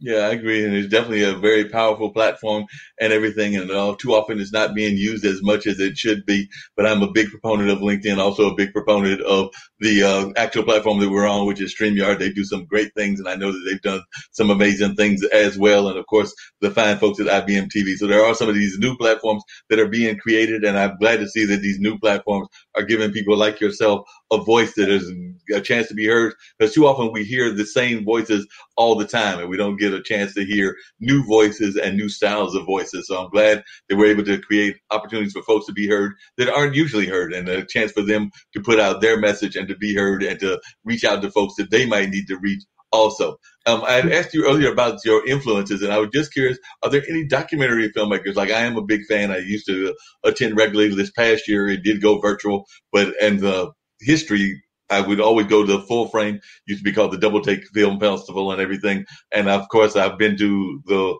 film festival in Miami, excuse me, the American Black Film Festival. So there are a number of film festivals that I've been to, but I do have a great deal of respect for documentary filmmakers, be that folks like, I'm trying to think of Williams' last name, or Randall Dotton, or a number of others. And of course, everybody knows D.A. Pennebaker and all of that. And of course, Ken Burns. But I was just wondering, who are some of the filmmakers that have inspired you and that are filmmakers, documentaries, type filmmakers that you really admire? Or do you even watch a lot of documentaries? Or is this a whole new thing to you? You just gave me the free out right there when you just said that, because I'm not good. My wife is really good about those, and she's very good about documentaries. If she sees something, she would introduce it to me. I'd watch, and I think it's great. I am not good with I just don't. I don't watch a lot of documentaries. I would prefer more of, for instance, I like George Orwell. So his writing makes me want to do something. It's really good about H.G. Wells. His writing makes me want to do something. Thomas Hardy, his writing makes me want to do something. So when I read a writer, something they put down on paper, it's like there's a permanent aspect to that where I gravitate to that. I then try to see how they wove the story in around that. If there's a political undertone that they're trying to make their point with, as well as 1984 and things like that, or Animal Farm, things like that. I see the brilliance behind, they're telling a story, it's an allegory, but they wove that political piece underneath, with Stalin being one of the characters in Animal Farm. I think stuff like that is really cool. So the documentaries are fantastic, but for me personally, I see it as very immediate. It's there. I've looked at it. There's a tremendous amount of work and effort put behind it and the creativity behind it.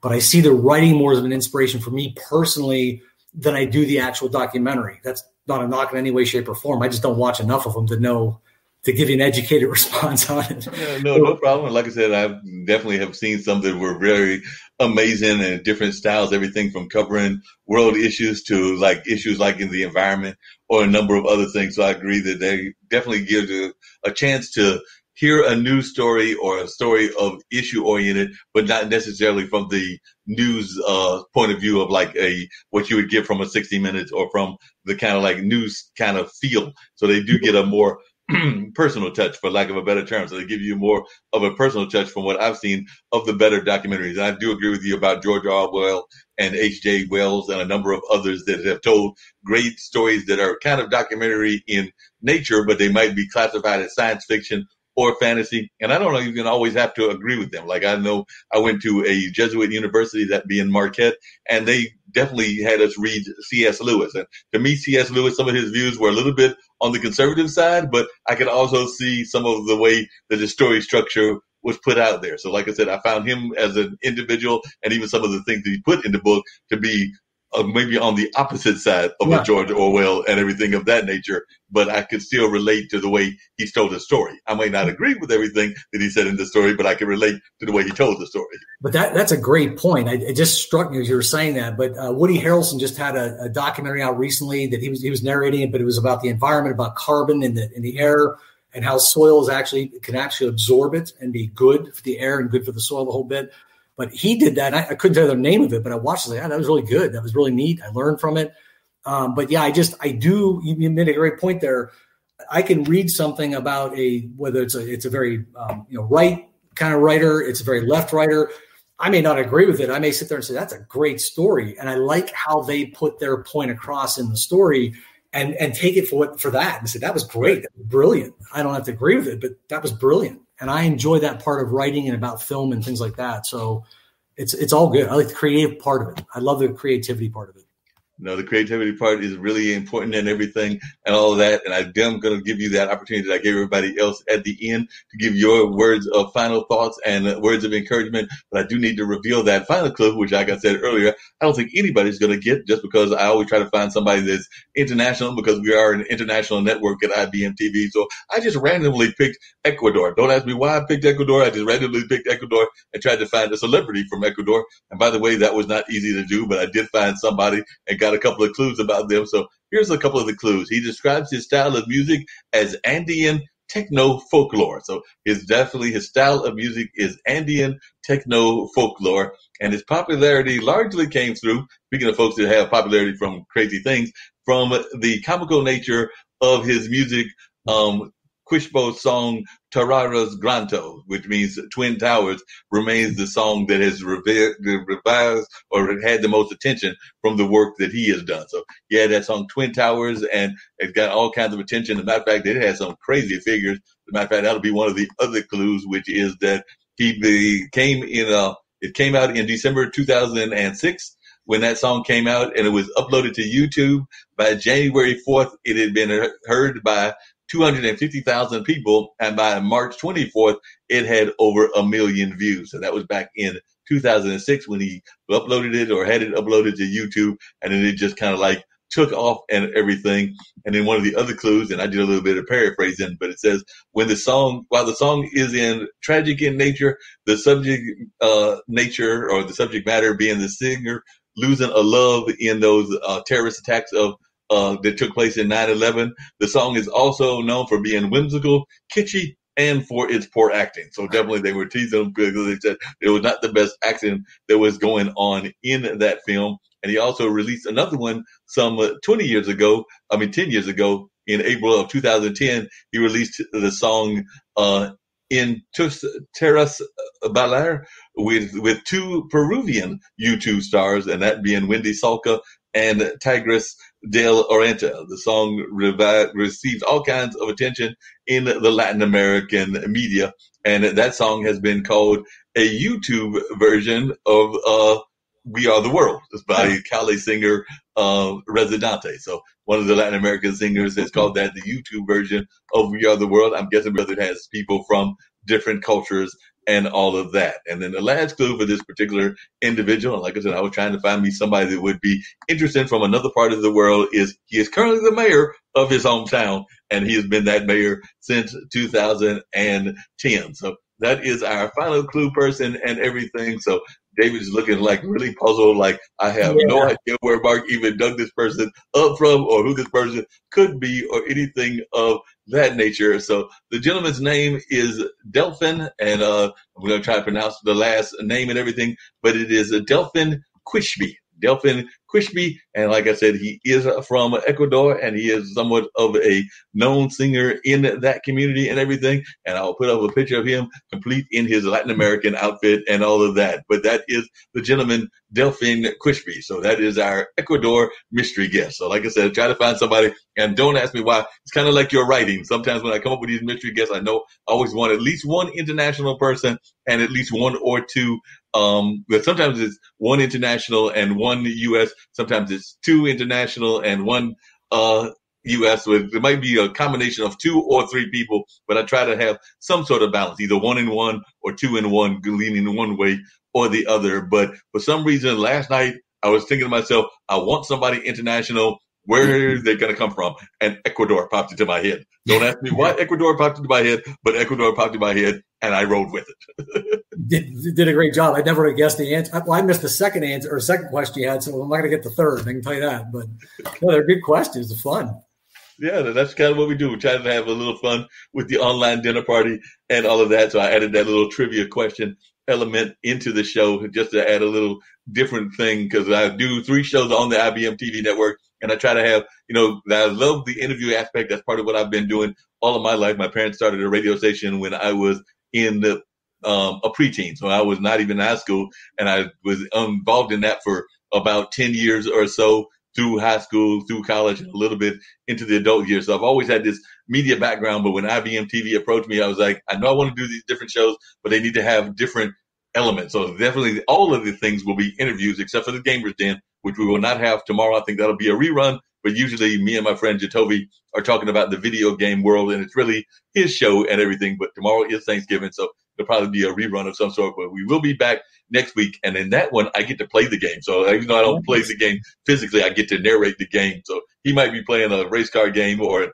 adventure game, and I get to use my narration voice to have fun in that. So it gives me a taste of creativity in that. But in terms of the 3 interview shows, I wanted them each to have a different element. So the online dinner party, I came up with this trivia contest with Mullins Music and Memories, which is the second one that I do on Monday afternoons. I try to have people either give a memory from their past or reflect on their favorite music or something of that nature. But I try to give at least a twist of some sort or another within the context. And by the way, for those that are watching, we do have product. I did mention that earlier to David when he came on and everything, but we do have product. If you go to thebrandonscott.com and you go to IBM TV, which is the third button and everything, you will see that we've got cups, we've got hoodies, we've got t-shirts, and I think we've got an iPhone case. So if you're watching and you're interested and you want to go get some supplies, that's how I partially fund this operation and everything. So I will not cry or argue with you whatsoever. That was called a shameless self-plug, but I definitely had to get that shameless self-plug in there. So if you want to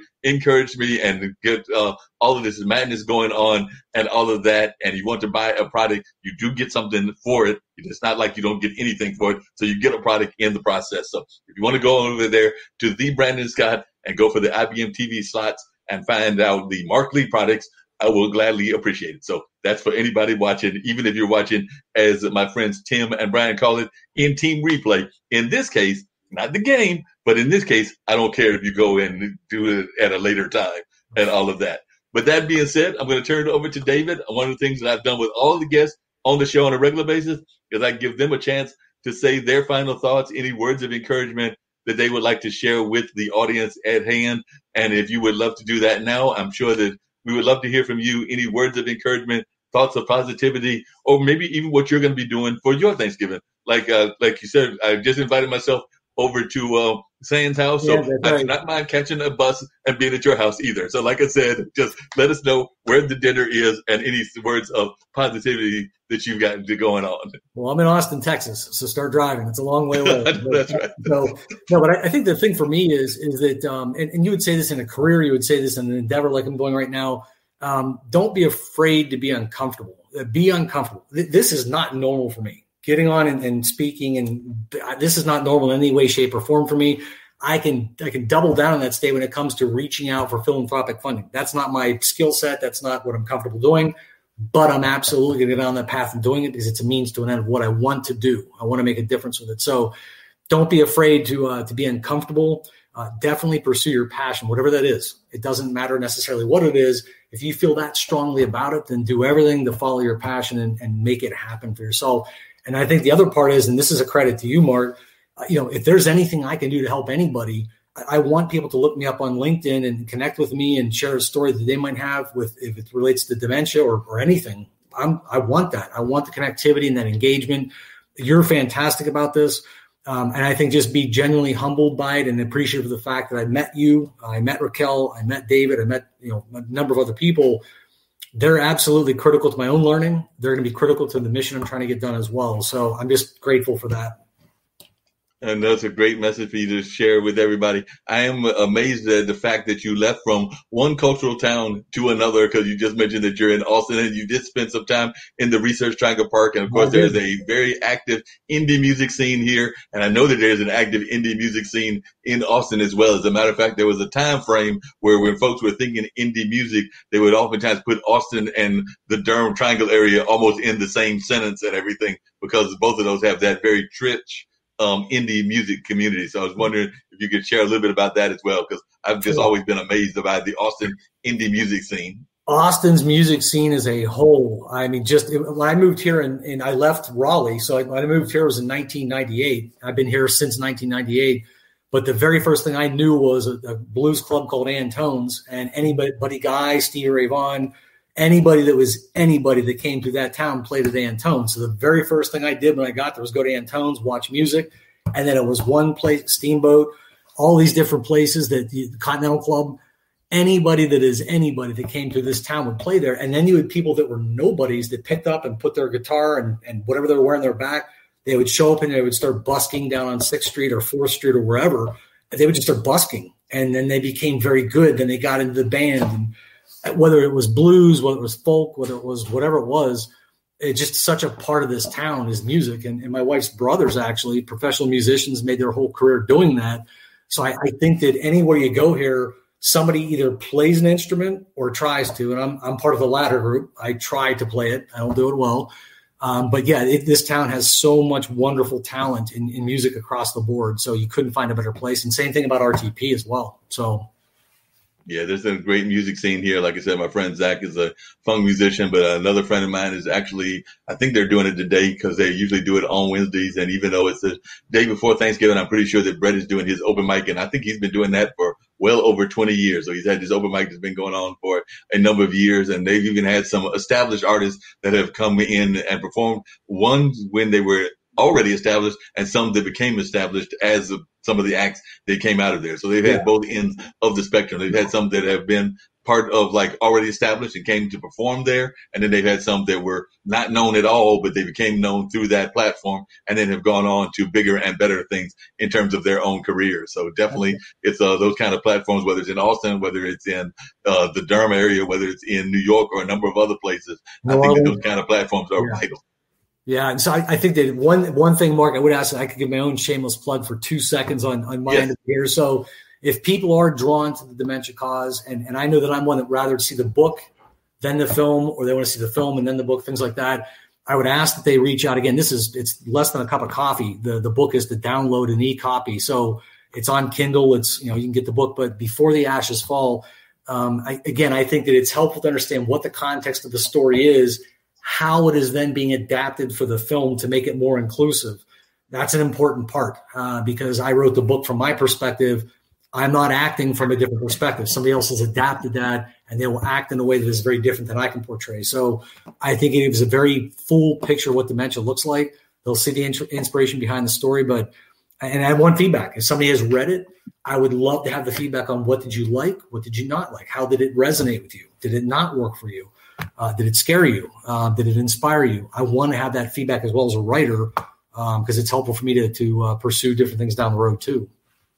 No doubt, and I definitely will encourage our audience to do that, to reach back to you. I do know that one of the things that they're talking about doing on IBM TV is actually having a book kind of environment. So they will have people come on to this show that will be a book review type show. So that's one of the shows that they're planning for the future and everything. So as that happens, we will definitely pass on your information to them. It might not be me doing the interview or talking about the book, but definitely I will make sure that you are included in that list of authors that they need to have on that show. And I do know that on, I believe it's Tuesdays, Henry Morales, who is part of the filmmaking community out of California, he has a show which is our Celebrity Tuesdays, where they oftentimes talk about independent filmmaking. He's actually part of a group called Rev Shares. So that's definitely another outlet that exists here on the IBM TV family. So I'll definitely be connecting you with them as well. And I know that they do like some shout outs and do some events that they have happening. I think they happen on Wednesdays, if I remember correctly, but they do appear on the IBM TV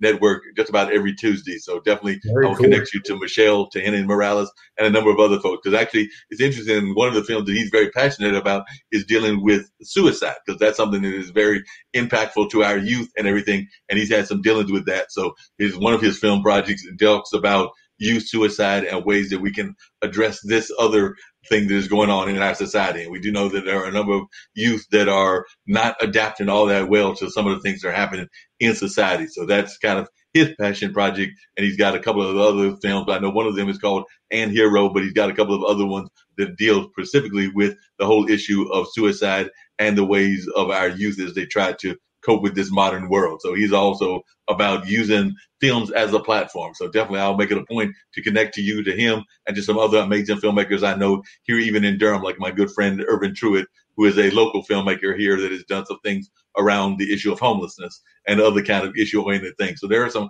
great filmmakers that I'm definitely planning to connect you with, either through LinkedIn, through this platform, or through a number of other ways, because that's one of the things I pride myself on, is being kind of a master networker and connecting all of these pieces together so that we can make a better world and all of that. So on that note, I'm going to bring in our airplane, which we use to kind of fly out here, and you get to see the faces of some of our founders, and then I'll hit the in broadcast mark. But right now, we're going to get this plane on out of here.